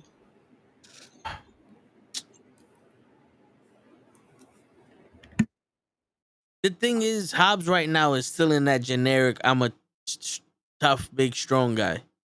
Ahmed Johnson. That's why I'm naming all of those. You know what I'm saying? Yeah, you know what I'm saying. Like we see potential in him, but I don't think he found his niche yet. Like his 100% niche. He's still trying to find his character. He's Roman right now. Roman as the big dog, figuring it out. He Yeah, needs to become the tribal chief. yeah, He needs to figure it out, is what I mean to say. yeah. Pretty Takes time, much. though. That takes time. Practice. Ring. You got to experiment, see what works, what doesn't. That's probably why he's doing all that. Let me do the gangster. Let me do the funny. Let me see what works. I don't know what works. I don't know what's going to work for me. Yeah, but what doesn't work is doing the same shit everybody else is doing. That gangster, the funny, and all that other shit. Everybody else is doing that. I need Hobbs, bro. Hobbs doesn't look like a dude that be sitting in the cut, fucking cutting jokes and shit. He looks like that dude that be the bouncer at the club, not the fucking life of the party. You know what I'm saying? You want Mark Henry. I don't want Mark Henry. I want Hobbs. Because Mark Henry is a funny motherfucker. Yeah. He's cool. I like him. I think I want him more as my commentator on AEW Dark. But I know he probably doesn't want to do that, but I miss him because he's funny as shit on that. Oh man. The Outcast Tony Storm versus Sky Blue. It's a good women's match. Nice. I liked it. Yeah, that was and after watching her in We Are Wrestling, I was like, yo, this girl could go. Yeah. I wish they showed more of that, but you know, I was saying I think some of these girls benefit from wrestling guys because they're a lot stronger, so they can do other moves with them. You know, like when she jumped on Chase's back and did that moonsault, did the sunset flip on him. She did that full force. When she did it to Tony Storm, you seen she had a like little climb on her back and then do it. Yeah. No, she can go. This is a good match. Yeah. We're gonna eventually get Riho, Willow Nightingale, Sky Blue. It's just we're gonna get all women's whole. It's just gonna be all the women's in the backstage about to fuck up all these three bitches, and that's it. Pretty much. That's what's gonna happen down the road. Backstage to Grayson is being tended to by AEW medics. Cool. BCC ambushed pretty much everybody and choked them out. Now we get to the main event. The really best fucking match on the whole entire card. Yeah. Kenny Omega versus Eijo de Vikingo. I'm so bad at this, and I am feeling like shit right now. My Spanish is terrible. Don't come after me. You did a lot better than me. Oh man, I'm trying to read off the phone. I'm trying. I'm fucking dying right now. I'm hot. I'm so hot right now. And the fan is on. Eyes not whale. Hold on. I'm holding. What am I holding on to? We got 7 minutes. Hold on to 7 minutes, and then you can run home. You can stay asleep right there. Shut the camera. Nigga, you're not even on here. Shut the fuck up. We don't even see you. I got my wife You're behind John me. Cena. We don't see you. I'm here though. You can hear me. All I right. haven't left yet. I'm here. You can hear me. Oh man, yo, the fucking moves that this guy did to Kenny Omega. Oh my god, he jumped on the rope, did a fucking. It wasn't a hurricanrana, but he did some wild shit. The Dragon Rana, where he did like a front flip into a hurricanrana. Oh my god, man. Dude, Yeah, show Little you gotta. Melo? Nah, this dude. They said he was the best Mexican wrestler right now, and my And man was flipping and shit. yo, he Oh, was amazing. The way he put Kenny Omega through the table when he did that fucking that splash move. I gotta Yeah, watch that. The That's just not 450 hey, splash on Omega. That's what it is. this my Yo, type of that nigga, shit man. was insane. And the back of his head hit the apron. I don't know if you yeah. peeped that. It went by fast, but if you look at Justin Roberts' fucking IG, he has that shit in slow motion. It's legit. Like he looks like he hit the back of his head on the apron. And he just kept going. Yeah. What Mexicans do. Fucking Ray Phoenix bent his arm like a paperclip. Boop, bleep. Like he was good. So I don't know. I get it. In AEW, he should. I get it. He's going to take the L because you have to have the almighty Kenny Omega win.